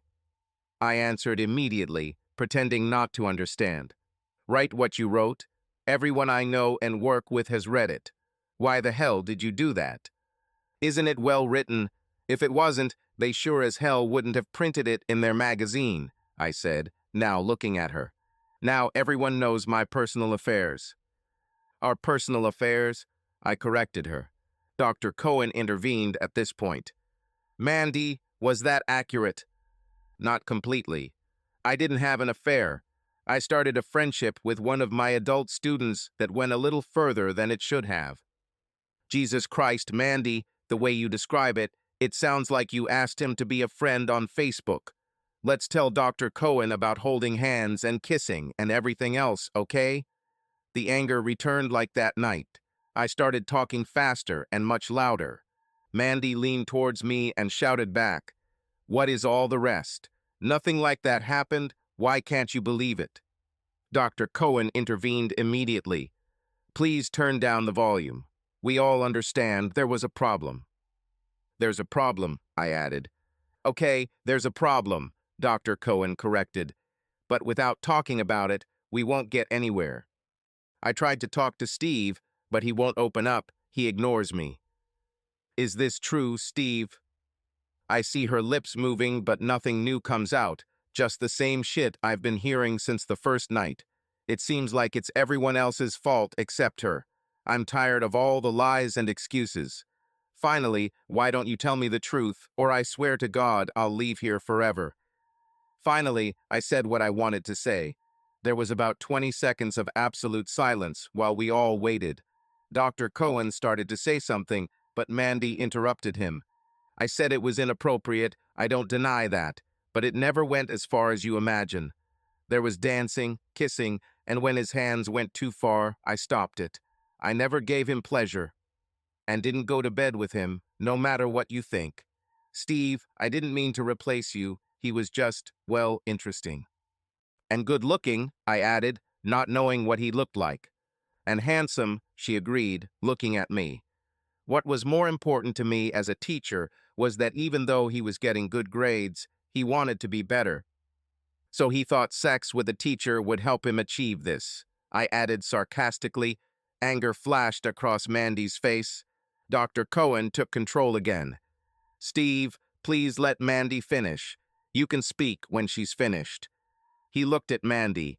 Please continue. Like I said, Rick wanted to be better, so after class we would go through his work in detail. I would show him his weak areas and discuss what he could do to improve them. At first it only took a few minutes, but then it became longer and longer. We soon discovered that we were closing, so we went to the student union and had a snack while we continued our discussions. I didn't see anything wrong with it, and of course I wasn't looking for adventure, as you so colorfully described it in your story. Within months, we became kind of friends. This comment made me chuckle evilly. Steve, was all Dr. Cohen said. Sorry, but it's getting a little deep here. Steve, nothing inappropriate happened. When he got A's in his next 2 jobs, he invited me to Murray's on campus to celebrate. There were a million other people there. We only had 2 drinks, max, and we danced a couple of times. That's all. Then Mandy, when did all these loving feelings start to develop? I was getting impatient and tired of waiting for her story to be told. Steve, I wasn't talking about love, I was talking about feelings. Mandy, you're mincing words. Steve, we kind of became close. Then we started talking about things outside of what was going on in class. We talked about our lives outside of class, and it kind of grew. But please understand, I'll say it again, I never did not have sexual relations with him. When was this supposed to happen? A week, a month, or after we talked that night? Steve, I wanted to be honest with you. Maybe I shouldn't have. I felt something for Rick that I shouldn't have felt, and I was torn. Steve, you were the only man in the last 28 years that I felt this way. I was confused and scared for the first time. I needed your help. Help? What help? I still don't understand what you wanted from me then or even now. The only advice I would give you is to end it before it goes that far. Listen, it was something new and exciting. It was like a high school crush. It was just talk. But when I realized that Rick wanted to take it to the next level, I was scared. And like I told you, I was done this. Mandy, nothing happens for nothing. Even when you tried to explain it to me twice, you said the same thing. He was smart and handsome. Are you implying that I'm not? Steve, I never said you weren't smart or handsome. Not in those words, but I've been feeling it for the last couple of years. Your arrogant friends were always hinting at it, and they finally convinced you of it. They must have been shocked that I wasn't a complete idiot after all. I'm enjoying this part more than you can imagine. But at what cost, Steve? Now everyone knows about our affairs. So what? Why do you care? My friends will never read this, and yours, frankly, don't care. I felt like this session might not go the way Mandy had hoped. Mandy, is there something you want to say to Steve? Steve, I thought I already told you this, but I guess I wasn't clear. I'm so sorry. I'm sorry for what I started, for how it affected you, and I ask for your forgiveness. She sat quietly, waiting for my answer. Steve, is there something you want to say to Mandy? Of course, Doc. Mandy, why are you sorry? What was missing from our marriage that you had to look outside for? I don't think I can move forward until I know why. Mandy tried again to say that she didn't look for anything and didn't do anything. I woke up. When you can honestly answer these questions, I will talk to you again, but not before. I'm tired of hearing that nothing happened. For Christ's sake, if nothing had happened, we would still be living together. When will you understand that you cheated on me? Maybe not physically, but you put him in a place where only I should be. Until you admit it to yourself, we have nothing to discuss. At this point, Dr. Cohen reminded me to reflect on what I had learned from my lists and journal entries about the real state of our marriage. Mandy, it seems like we just stopped paying attention to each other. I don't know why, but I can't get past that night to even begin to think about how to get our marriage back. I don't know what I want now.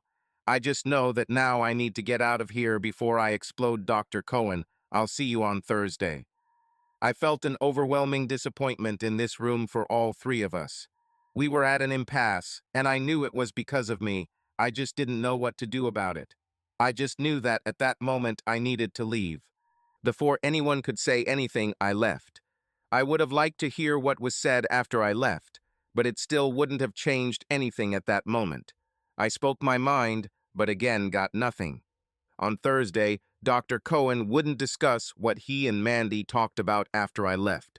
Steve, this is Dr. Patient Privileged information. If you want to know, you can always call Mandy and ask her. I didn't intend to do this, Dr. Cohen continued. After what I've heard from both of you, it seems to me that you have a lot of insecurities in yourself and in your relationship with Mandy. Add to that the fact that you also feel threatened by what you think she saw in Rick, and we have a lose-lose situation here. I thought about his words for a few seconds and then pushed them to the back of my mind, far away. I told Dr. Cohen what I was going to do. Let's say I'm moving on with my life and leave it at that. I'm happy with what I've done so far. I need to start taking care of myself. Are you saying you're giving up on your marriage? No, but it seems like Mandy has given up. Until she realizes she did something wrong and why, we can't move on. If anyone was my soulmate, it was her, but not anymore. We became two different people, and I'm sorry to say that what we had no longer exists. I didn't fully believe it, but deep down I wanted my share of revenge with a little humiliation to boot. I'm sorry to hear that. You know, Steve, every relationship changes over the years. Marriages have their cycles and sometimes take on a life of their own. You're not the same person you were in your 20s or 30s. That doesn't make you better or worse. What I'm trying to say is that even though your relationship with Mandy isn't the same as it was before, that doesn't mean it has to end. I think I remember Mandy saying she was sorry. She was trying to explain how it all happened. And I believe that you know the reasons. You have driven her into a corner, and no matter where she turns, she cannot get out. It may be true, but I can't move forward. Every time I close my eyes, I imagine them together. It makes me angry and sad, and I feel bad inside. I don't know how to stop being angry. What do I know? It's that I need to do something to take care of myself.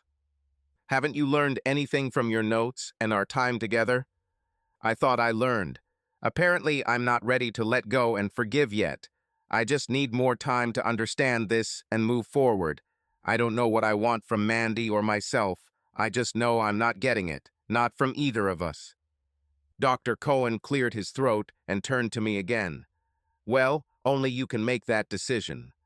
We used the remaining time discussing what I had decided to do, and although he didn't agree, he understood. See, I've finally decided what I'm going to do. I was going to do nothing. If she wanted a divorce, she could initiate it, because I wasn't going to. The only thing I was going to do was start separating our lives. I canceled all of our joint credit cards and split our finances in half. I wasn't sure what to do with the house, but this conversation was bound to come up sooner or later. I kept the same cell phone number, but opened my own data plan. Within 4 or 5 hours, everything was done. 2 lives lived as one became separate and independent. Dear Mandy, I began my letter to her, explaining in detail what I had done and why. We're at different levels now. I don't see how we can go back to what we had. I rewrote it many times, but in the end it always said the same thing, just a little differently. I told her that I was trying to find a way to forgive her and wished her well. But deep down, I am not the same person I was 8 months ago when this all started. When I finally hit send, I began the grieving process. No drugs or alcohol this time, I went into it blind. My 2 children called me 2 days later and told me that I was making the biggest mistake of my life. I told them I wasn't arguing with them, but it was my mistake, and yes, they finally read my story. I'm not saying what she did was right. You laid out these elegantly written rules and steps and presented them to the world, but you never sent them to her. She had to read it in a magazine like everyone else. You told me so, I objected irritably. Steve, I told you to write her a letter and send it so she would understand where you are, not tell the whole world about the problems in your marriage. Weren't you angry when you said Mandy cheated on you? Hell yeah, I thought she was sick or something the night she told me. Well, how do you think she felt when she read your story? That night, Mandy trusted you, no one else. Your little show included the whole world. How do you think it made her feel? Warm towards you, or humiliated, angry, hurt? And finally, did your little trick work again? I slowly shook my head no. Steve, I think that light went out the day you left that session with her. My stomach clenched. That night, I reread my story again. Everything I wrote was carved in stone. Dr. Cohen was right. I did not take any blame for what went wrong in our marriage. As he said, I was perfect and Mandy was imperfect. These were not instructions for reconciliation. These were demands and conditions that ended in her submission to all my desires. I didn't give her the slightest chance. It became obvious that I should have taken a closer look at what I posted and what I said. That night, I sent her an email asking to talk, but she never responded, just like I hadn't responded hundreds of times before. Every other Sunday, Dawn, Ronnie, and I would have dinner together somewhere. We used this time to find out how each other was doing. That evening, when Ronnie brought his girlfriend Carrie, I realized that something was going on. He finally proposed, and she said yes. We had to help organize the wedding. They tried not to mention Mandy unless I asked a specific question. Looking back, I guess it became some stupid unspoken rule between us. Have you seen your mother recently? I asked over dinner one night, hoping to get some information about what she was doing. Sometimes, Dawn answered shortly. What does she look like? I haven't seen her in God knows how long.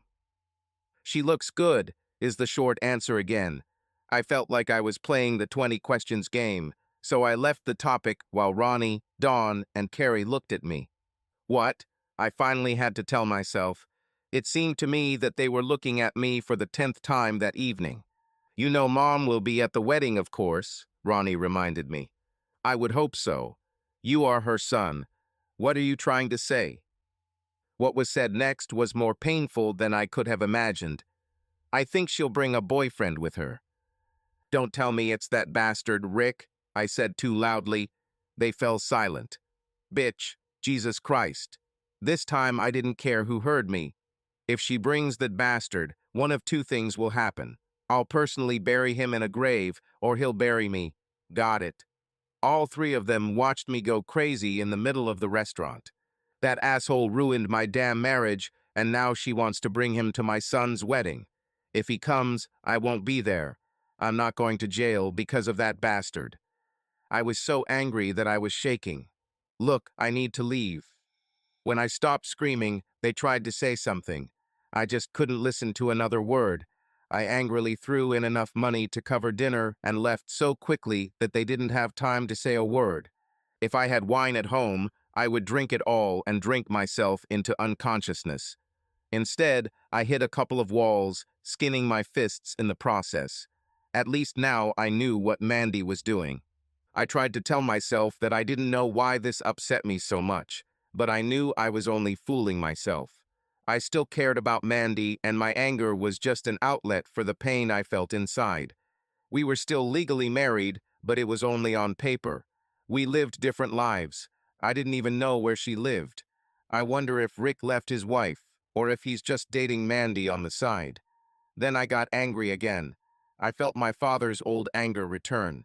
Mom said if you can bring one of your new bitches to Ronnie's wedding, she can bring whoever she wants, Dawn told me over the phone Monday night. Honey, who said I was bringing someone? Honey, I don't have anyone. I'm not dating anyone at the moment, and even if I was, I wouldn't bring her to Ronnie's wedding. It has to be our family time. Dad, why don't you just call her and figure it out? I've never seen people as stubborn as you two. I could hear from her voice that she was pretty disappointed with both of us. I already told you if he comes, I won't be there, and that's final. I was stubborn again and gave everyone interested an ultimatum. Would you miss your only son's wedding? Dawn asked, not believing what she heard. Instantly. If she hadn't cheated, we'd be going to our son's wedding together. Next thing she'll want is for that asshole to sit at the damn head table and toast the bride and groom. God, how I hate that woman. Easy, Dad, don't get started again. You have no idea what Mom is doing or with whom anymore. And if I'm not mistaken, Mom was the one who wanted to come back, and you basically told her to go to hell. And how much time has passed? 11 months. You would think that in all this time you would have let go of all your anger and learned to relax a little when her name comes up. When you give almost 30 years to your husband and he starts cheating, only then can you tell me to relax. God, it almost sounds like jealousy and that you're still in love with her. I had nothing more to say to her, so I remained silent. Oh God, you're still in love. Mom knows. Why the hell didn't you talk to her? Oh my God, now I understand why you're always so damn angry. Dawn, I have to go. I'll call you later in the week. I studiously avoided answering her question and hastily retreated, leaving what I know was a stunned Dawn behind. The week after that call was terrible. Dawn and Ronnie both said I should be at the wedding, no questions asked. What the heck? That stubborn side of me showed its ugly face again. Damn them all. Let Rick pay for my share of the wedding. By Friday night, I was in a real raging mood, and the worst part was I had a date. I almost called it off, but decided I'd go crazy wandering around the house, and my hands finally healed from my last outburst. I had to cancel.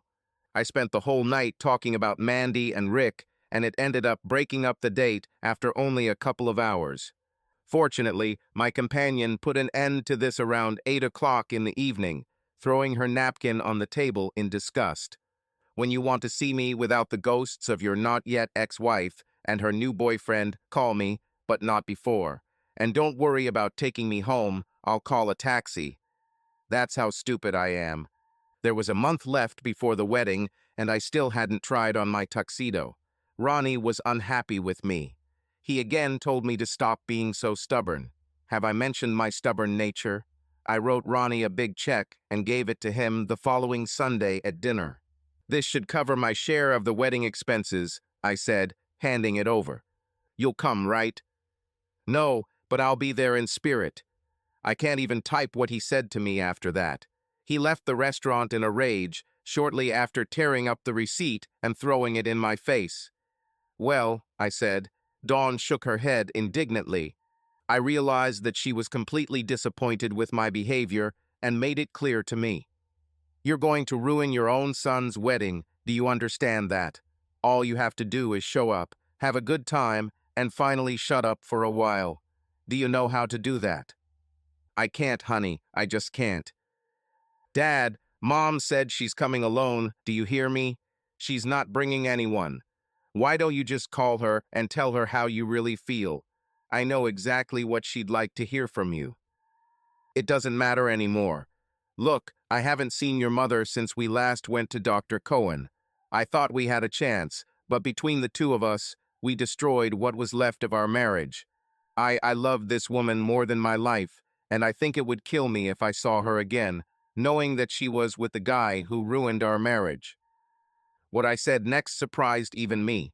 I guess this feeling gradually grew inside me. And even if he's not there, she's not mine anymore. Instead of helping solve our problems, I just pushed her away. Now I understand that. I should have been the one to say I'm sorry, but now I can't. Again, I'm stuck and can't get out of the hole I've dug myself, so have a wonderful time and please tell Ronnie not to be mad at me. I love him, I really do, but I just can't do it. After my confession, I saw tears in Dawn's eyes. I knew there were tears in my eyes, too.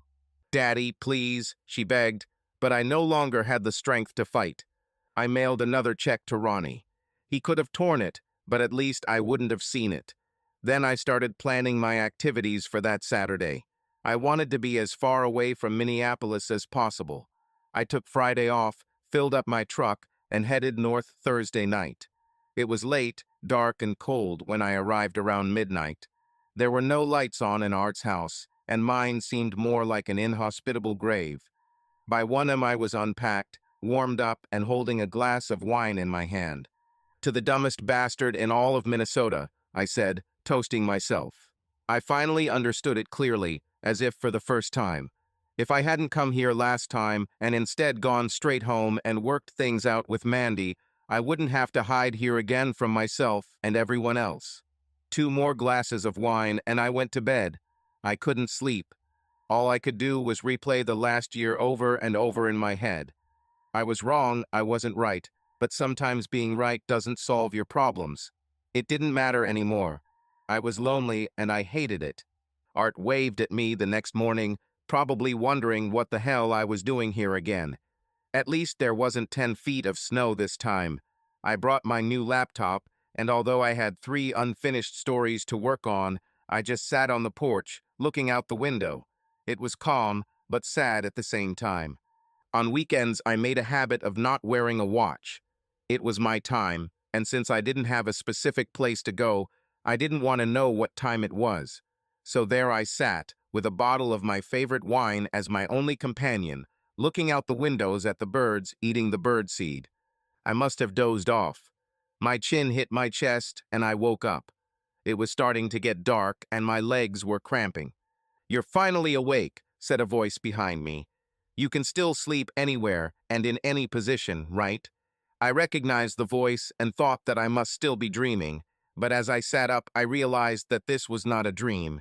She stood at the kitchen table, still wearing her jacket. "I could take everything in this house, and you probably wouldn't wake up anyway." She smiled at me. I looked at her, shook my head to come to my senses, thinking that this was a waking dream.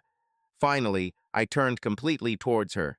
We were probably 25 feet apart, but it felt like a mile. "I see that nothing has changed. You are still the silent person you have become over the past year." She came closer. "I understand that you won't go to our son's wedding. Is there a special reason?" I couldn't speak. I just sat there looking at her. God, I was pathetic. "I also heard a rumor that I want to confirm," she said, approaching me. "Someone said that you still have feelings for me, hate, love, or something in between. Is that true?" She kept coming closer until I finally got my legs to move. Like 2 matchboxes, that's all I can say. After our lips met, we exploded into a ball of fire. It seems that the temperature in the house has risen by 30 degrees. I had my bride, my wife, in my arms. Everything was blurry. Something clicked inside me. Our clothes must have caught fire, and the ashes fell to the floor as we moved around the bed, changing positions perhaps a dozen times over the next 2 hours.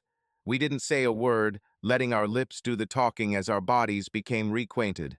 Lord, I was in heaven, praying that this was not some nightmare from the depths of my subconscious or the consequences of drinking wine. Exhausted, tired, and starting to freeze, we crawled deeper under the covers. It wasn't a dream. Mandy snuggled even closer. "I thought you were coming here, and Art confirmed it when I called him this morning. I'm glad I have a front-wheel drive car, otherwise I never would have made it here. You could have called, and I would have met you. Steve, you haven't answered my calls in months. I couldn't risk it, not this time." She was right, I probably wouldn't answer this time either. "Now that I've caught you, let's talk." My stomach began to clench. "Can't we go back to what we were doing and talk later?" I kissed her deeply. "We can come back to this later if you still want, after we've sorted out some things." My palms began to sweat and my mouth became dry. "What do you want to drink? I think we have a long conversation ahead of us, I asked. I grabbed a bottle of wine from the veranda, water from the refrigerator, 2 glasses from the kitchen, and jumped back into bed. Mandy has already put on her t-shirt. I took a long sip of water before handing the bottle to her. I poured a glass of wine for us, placed the bottle on the nightstand, and prepared myself for what she had to say. "Well, I'm ready," I said, taking a sip of wine, expecting her to attack me. As she propped up her pillow to look at me, I felt like Gary Cooper standing outside at noon. But then she smiled. "First of all, you're going to your son's wedding whether you like it or not, and that's final. I rented you a tuxedo, and even though it might be a little big, you're still going. I don't want you to regret it in 5 years. About missing it. I know Ronnie will be disappointed if you aren't there on his special day." "Okay, I'll go. Are we done now?" I said, putting the glass down and reaching for her. "Mister, we've just begun," and she was right. We had a conversation that we were supposed to have 10 years ago. "Steve, I was wrong for what I did. I crossed the line, and I'm very sorry. However, if it weren't for Rick, it probably would have been someone else. My body wasn't right, and I felt old. A faded woman that no one wanted, including you." I started to protest, but she stopped me. "I already know what you're going to say. Please, just listen for a change. I know that's not true from your point of view, but from mine it is. We became like our parents. We stayed at home most of the time, doing what old people do. We fell into a routine, and it wasn't just you." When Rick showed interest, I felt excited for the first time in a long time. My creative juices started flowing again, and I felt energized. I didn't see where it was going. I just went with the flow and enjoyed the ride. When it went beyond the classroom, I had to stop it. I wasn't going to let it get out of control, so what was the problem? She took a long sip of wine, kissed me, and took a deep breath. The first time we danced, I knew I had crossed the line. It wasn't just about school stuff anymore. The second time we danced, he kissed me. I didn't stop him because he caught me off guard, and it was over before I realized. When Rick drove me back to my car at college, he kissed me again, and again I didn't stop him. When I realized that my blouse was partially unbuttoned and he was trying to get under my bra, my brain kicked in. I told him it would never happen again. My emotions were on a roller coaster that wouldn't stop. I felt so bad about what I did that I cried the whole way home. Should have happened again, I would have made sure that this didn't happen. The next week after class we talked, and it wasn't about some stupid job. He told me that he had feelings for me and he wanted to develop them. My stomach shrank even more into one solid lump. Mandy looked me straight in the eyes as she told me what happened, and now she had a worried look on her face. "Mandy," I started to say, but she stopped me. "Steve, please let me finish, because if I don't, I may not have the courage anymore." I nodded, watching her search for the right words. "Steve, I wasn't looking for a replacement for you. It was the furthest thing from my mind. But here is this cute guy telling me that he's falling in love with Mimi, a woman with falling self-esteem, a woman whose hormones have taken over her body and not in better side. I was someone who no longer felt attractive, wanted, or sexy." She raised her hand. "I know what you're going to say, but let me remind you again, this was what was going on in my head. I was flattered to say the least, but as God knows, what I just said was what happened the most." I told him that I was a married woman and there was no way in hell I would leave you, but he didn't care. He wasn't going to leave his wife either. He just wanted a little love on the side. My anger began to rise. "I should have beaten the shit out of that bastard the first night," I said in a voice full of hate. "And what difference would it make? You could have ended up in prison, and it wouldn't have solved any of the problems, and probably would have only made the situation worse. I wasn't going to leave you for him. Damn it, what kind of woman do you think I am? But don't get me wrong, I fantasized about what it would be like to be with another man after all these years, but that's all. It was a stupid fantasy in my hormonal mind." That night, I realized that we have a problem. If I even considered his proposal, then we had a problem in marriage. It's true, I had some kind of perverted feelings for him. A what? Even I wasn't completely sure. All I knew was that I needed to talk to you to solve a problem you didn't realize. She stopped, finished her glass of wine, and started drinking water. I think she's dry from all the talking. I once thought that you would come to the rescue, everything would work out, and we could go back to the way things were before. Now I understand that this will not happen. Looking back, I probably could have handled it better that night, but I'm still not sure how. I messed it up, and it got out of control. Steve, I'm so sorry. I was looking for a lifeline to save our marriage, and all I did was drive a wedge, who tore us apart. There were tears in her eyes. I pulled her close to me, kissing her head as she cried. I held her tightly, kissing her hair as she let out her feelings. The cracks in our marriage became so great that we both fell and became lost in a maze of emotions. That night, and in the months that followed, I became my father again, and not the man I should have been. Sometimes she stopped for a couple of seconds, but it was only a temporary lull. Our eyes met, and everything began again. Her tears soaked my left shoulder and flowed down my chest. Honey, let's take a break for a minute. I need to put on a shirt and go to the restroom. Do you need anything? Only you. I smiled and headed to the bathroom. I couldn't think. My emotions were racing through my head at full speed, but I needed to empty my kidneys. The floor was cold, and without a single thread of clothing, I felt the cold even more. A quick rinse, some mouthwash, and I was back in bed. I kissed her deeply, trying to show her how much she still meant to me. Mandy smiled. I'll be back soon, she said, running to the toilet. I walked over to the heater and turned it on high. There's no point in freezing.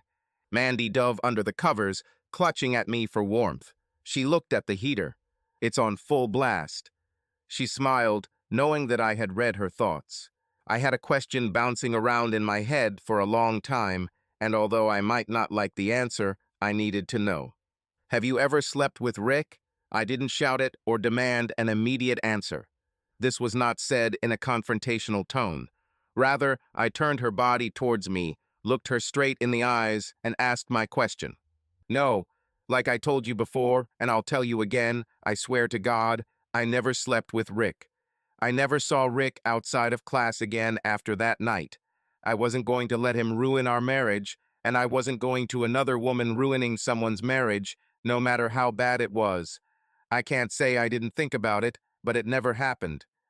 And for some reason this time I believed her.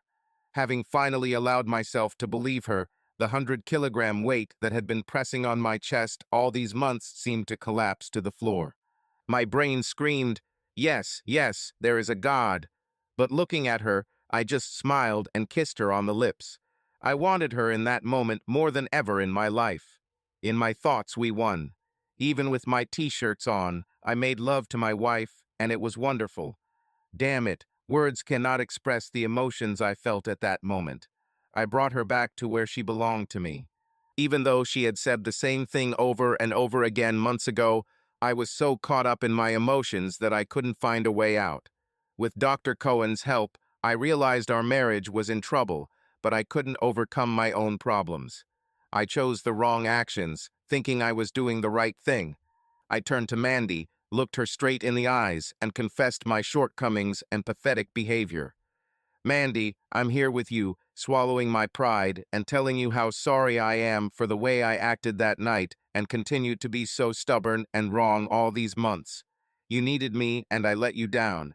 I promise, I swear to all that is holy, I will never be such an asshole again. I blamed you for all the problems in our marriage. I forgot that there are two of us in this marriage. If you can find forgiveness in your heart for me, I know that we can. To restore what we had and make it even better as we go on with our lives. By the time I finished speaking, tears were streaming down my cheeks. She didn't answer, she just looked at me, smiled and hugged me tighter, kissing away my tears. We both cried as we renewed our vows on that huge bed. I kissed every square inch of her body, claiming it as mine again before we finally had to stop. My 48-year-old body could only withstand so much time, and I exceeded that limit twice.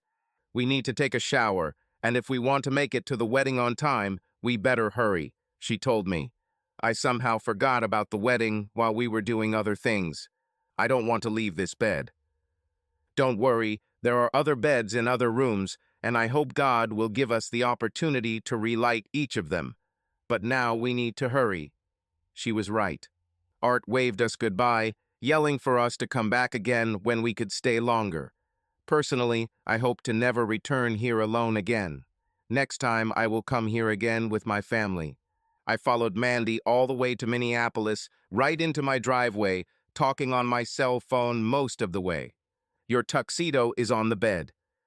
Pretty confident, aren't you? I said hesitantly, not knowing how she would take it.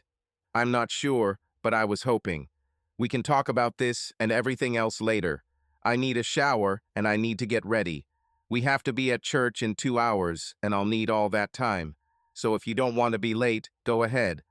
Let's hurry up. I showered downstairs and let Mandy get ready upstairs. I don't understand why a woman takes so long to get ready. I showered, shaved, brushed my teeth, combed my hair, and got dressed in 45 minutes. Mandy was still fiddling with her hair and makeup. When I tried to touch her breasts, I was kicked out of the bedroom. I went downstairs, grabbed a beer, and turned on the TV. Well? Mandy asked as she posed in her mother's groom's dress.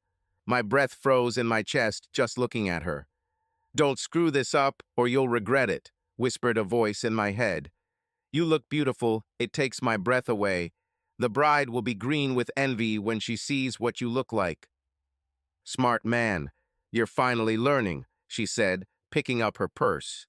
We have plenty of time to arrive and make a spectacular entrance. She was smiling from ear to ear. We held hands all the way to church. I love you, she said. Kissing my hand, I smiled, taking my eyes off the road. Steve, she screamed, and I turned my head sharply. I crossed the center line and was going in the wrong direction. No more holding hands and keep your eyes on the road, she said, fanning herself. Damn, I don't need that kind of worry. We reached the church safe and sound. I opened the car door for her, took her hand, and helped her out. After that, her hand did not leave mine all night. Ronnie was delighted and surprised, and Dawn, well, let's just say that she and Mandy had their own private thing. The wedding went off flawlessly, and there were many surprised faces visible in the queue for the reception. The food was good, the band was too loud, but after I gave them $50, they played slow songs every time my wife and I hit the dance floor. I made a toast to my son and his new bride. I hope you will be as happy as you are now in 50 years. Everyone joined in the toast and drank their glasses of champagne. At about 11 o'clock in the evening, my son came up to me. Dad, I have a million questions, but I'll leave them until I get back from my honeymoon. Carrie smiled and swayed from side to side. She drank more than she should. Don't worry, Dad. We're not driving. See you in a week. And with that, they left. After they left, the celebration began to die down. An hour later, Dawn and several of her friends were loading gifts into the truck. The caterer packed everything else. Nice wedding, I said, sipping my soda, still holding my wife's hand. I spun her around, put my hand on her waist, and started dancing. Steve, the group is gone. We can make our own music, I said, pulling her closer and moving like we had done hundreds of times before. Mom, Dad, I'm leaving, Dawn said, leading her 3 friends away. After we deliver the gifts to their apartment, we're going out for drinks. Do you want to join? Not today, honey, I told her. I'm not as young as I used to be, and it's been a long day. Have fun with your friends, but not too much, okay? Don't worry, Dad, I don't drink or drive. Good girl. Now, if you don't mind, I think we'll leave too. Dawn and Mandy exchanged one last, knowing glance before we walked out of the hall to the car. Can you drive the car? Mandy asked. We can get a room here if not. I've been drinking ginger ale for the last 2 hours. I'm as sober as a judge. The ride was quiet. We were both lost in our thoughts. She didn't ask, and I didn't say where I was taking her. I think at this stage we both somehow knew. I drove her car into the garage next to my truck. She pulled out a small bag of things from the car, and we headed inside. "Do you want to talk tonight, or should we wait until tomorrow?" I asked Mandy, standing in the kitchen, neither of us knowing what to do next. "Tomorrow. I'm really tired right now. I think we both need to get some sleep, unless you want to spend the whole night." "No matter how much I want it, I choose to sleep." "What, are you getting old?" She laughed. "I'm not getting old, but a lot has happened in the last 48 hours, and we'll both need clear heads tomorrow." She agreed, and we trudged upstairs. As we walked past the guest room and glanced at each other as she continued walking, I got my answer. Mandy took all the necessary things with her in a small bag. She used the bathroom, put on a t-shirt, and climbed into bed with me. There were some small kisses and my hands roaming her body a little before we settled in for the night. My brain didn't have time to start thinking about the woman in my arms because my body took over and put me to sleep. 1,000 needles pricked my arm as I tried to remove it from Mandy without waking her. I did it so gently that she just rolled over and continued to sleep. I lost my arm, hoping that the blood would begin to circulate faster. I put on jeans, a sweater, and slippers before heading down to the kitchen. I needed coffee. I brewed 3 cups and filled the kettle with water for Mandy when she woke up. A little hazelnut-flavored cream, an ice cube, and I enjoyed my first cup of the morning. I was happy to have her here with me, but also scared about this morning. The sex last night was much better than it had been in years, and the wedding was fun, but today was a real Sunday afternoon. Was it just a fun stop? A night of passion that was just a glimpse of what we had and what we lost? These and a million other questions raced through my head as I asked myself what I really wanted. I had just finished my second cup when I heard her footsteps on the stairs. A pair of sweatpants hid her body from me, which was for the best. "Did you heat the water for me?" "On the stove now," I replied, turning on the burner under the kettle. "Do you want something to eat?" "Not yet, maybe later. I'm still a little full from last night's dinner," she said, pulling the chair next to me away from the table. "The wedding was beautiful. Carrie is such a sweet girl. She will make Ronnie happy." I smiled, knowing she was right. The whistle of the kettle broke the impending silence between us. She took a cup and tea bag from the cupboard and looked into the refrigerator. "No milk." "The closest thing we have is coffee creamer." She frowned. "Then some sugar substitute." After taking everything she needed, she sat down next to me again, still playing with the tea bag. "Well, who will start?" "Why don't you start since you've already started the conversation?" She stopped, took a sip of tea, and frowned. I hoped that it was because of the bitter taste of the tea and not because of me, and I began to speak. "You already know how it all started. There's really nothing to add. Rick knew how I felt about you. He wanted someone on the side, and I told him I wasn't going to be his toy, especially if he wanted to stay married and all that. He already knew that I wouldn't leave you for anything in the world.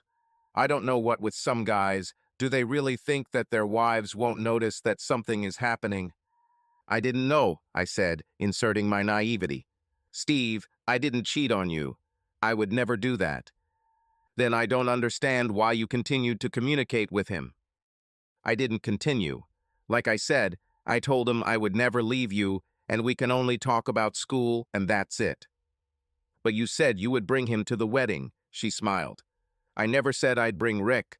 I said I'd probably bring a beau because I thought you'd bring someone. You were the one who assumed it was Rick. Hell, I didn't even talk to Rick since classes ended." I was completely confused. If it's not Rick, then who is it? "I could probably find someone. I've dated a few guys, but like you, I'm not seeing anyone at the moment." My brain still wasn't following her. "Steve, let me get this straight. If you had brought someone, I would have found someone to bring.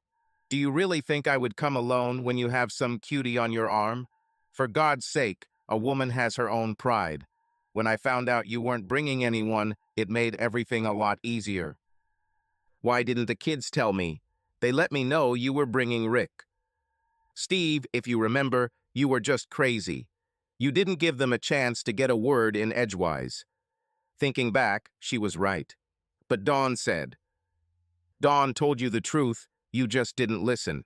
Then you said you wouldn't come because I'd be there. Never in my wildest dreams did I think you still had feelings for me. You didn't want to talk to me, and I finally began to understand what I needed to do next without you. I decided to wait at least until the wedding to make the really difficult decisions. Mandy, what I said was true. I really missed you, but it wasn't until Dr. Cohen and I talked that I realized our problems started years ago, not months. Steve, I'm not some hot chick with a long list of suitors trying to win my hand. I'm 48 years old, and I'm happy to have at least one man in my life. My body is still playing with me and will be doing this for the next few years, so you'll have to live with it if we're going to be together. I laughed. It's not funny. As men age, it's simple. You gain a few pounds, your hair starts to thin and gray at the temples, you get a mature look, and among all the single women, you're still a great match. Women just get old, that's all. So if you're still looking for an old woman who's ready to get attached, I think I'll be a good fit. I leaned down to kiss her. You're not old, and I still think you're hot. This brought a smile to her face again. So, how many women did you have while I was gone? Hell, that was a question I was hoping to put off until later. How many men have you had in bed? Was my immediate response. We both looked at each other. Let's just say sex without love isn't that great and leave it at that. I agreed. This was the last time anything was said on this topic. Almost 3 weeks passed before Mandy finally returned to the house. We met with Dr. Cohen 2 more times and then stopped. We both finally knew what we wanted. The night she returned, I took her out to the terrace to talk. Mandy, I want to thank you for being a better person and taking the lead while I continued to act like my father. I promise you that I will do everything I can to make our life together better, to be that husband you deserve and cherish you for as long as our lives last. Mandy looked at me, pulled me towards her, and hugged me tightly. The children were aware of our progress, but did not express their opinions. They knew we needed to figure it out ourselves. It took time and many conversations to understand when it all started and what we could do to prevent it from happening again. Mandy was adamant when she told me that our marriage was out of the question if I wanted to pursue my writing career. If you write anything else, it must be fiction, understand. And if you need someone to edit it or need a different perspective, you have a college professor to help you. I didn't have time to write or do anything else for almost 6 months. We spent most of our evenings together discussing or planning our future. Do I think her friends and colleagues are arrogant asses? Of course they do, but at least now they're talking to me instead of at me, which is a big step in my recovery process with them. 8 months later, I found out I was going to be a grandfather. It was another chapter in my life that I couldn't be happier about. I felt fulfilled and happy with where my life was going these days. In June, I took a week off, and the whole family went to the cabin. Art watched as a convoy of cars and trucks arrived loaded with construction materials. After 4 days, the deck was almost twice the size, and there were now enough streetlights that it was almost like daytime at night. We started planning to spend some time at the cabin during the winter. Ronnie even talked about bringing 2 snowmobiles. On the last morning, when it was about 6 o'clock, the sun had barely risen, so I walked out onto the front porch. My mind started to go back to last year, and half a year my stomach started to clench. "Come back to bed," a voice whispered behind my ear before I felt warm lips on my neck. I turned around, smiled, put my arm around her, and walked back to our bedroom. "You'll have to be quiet, you know. Steve, we're all adults. It's not something they've never done." "But what kind of children want to know that their parents are doing this in the next room?" I said quietly. "Let them get used to it. Luckily, we're still young enough to do this, and even if we weren't, I'd make enough noise that they'd think we were doing it." "You know you're evil, don't you?" "Let's wake up the kids," Mandy said, pushing me back onto the bed. When did she become so outspoken? I thought her moans were reflected from the walls of our bedroom. Someone or something must have turned it on. I just hoped it was me. A quick thought flashed through my mind, and I smiled. I wonder if Dawn still has those outfits. Subscribe to our channel so that your love doesn't cheat on you, and go ahead and listen to the next story, because this story is nothing compared to the next one. If you're under 18, don't even think click to the next one.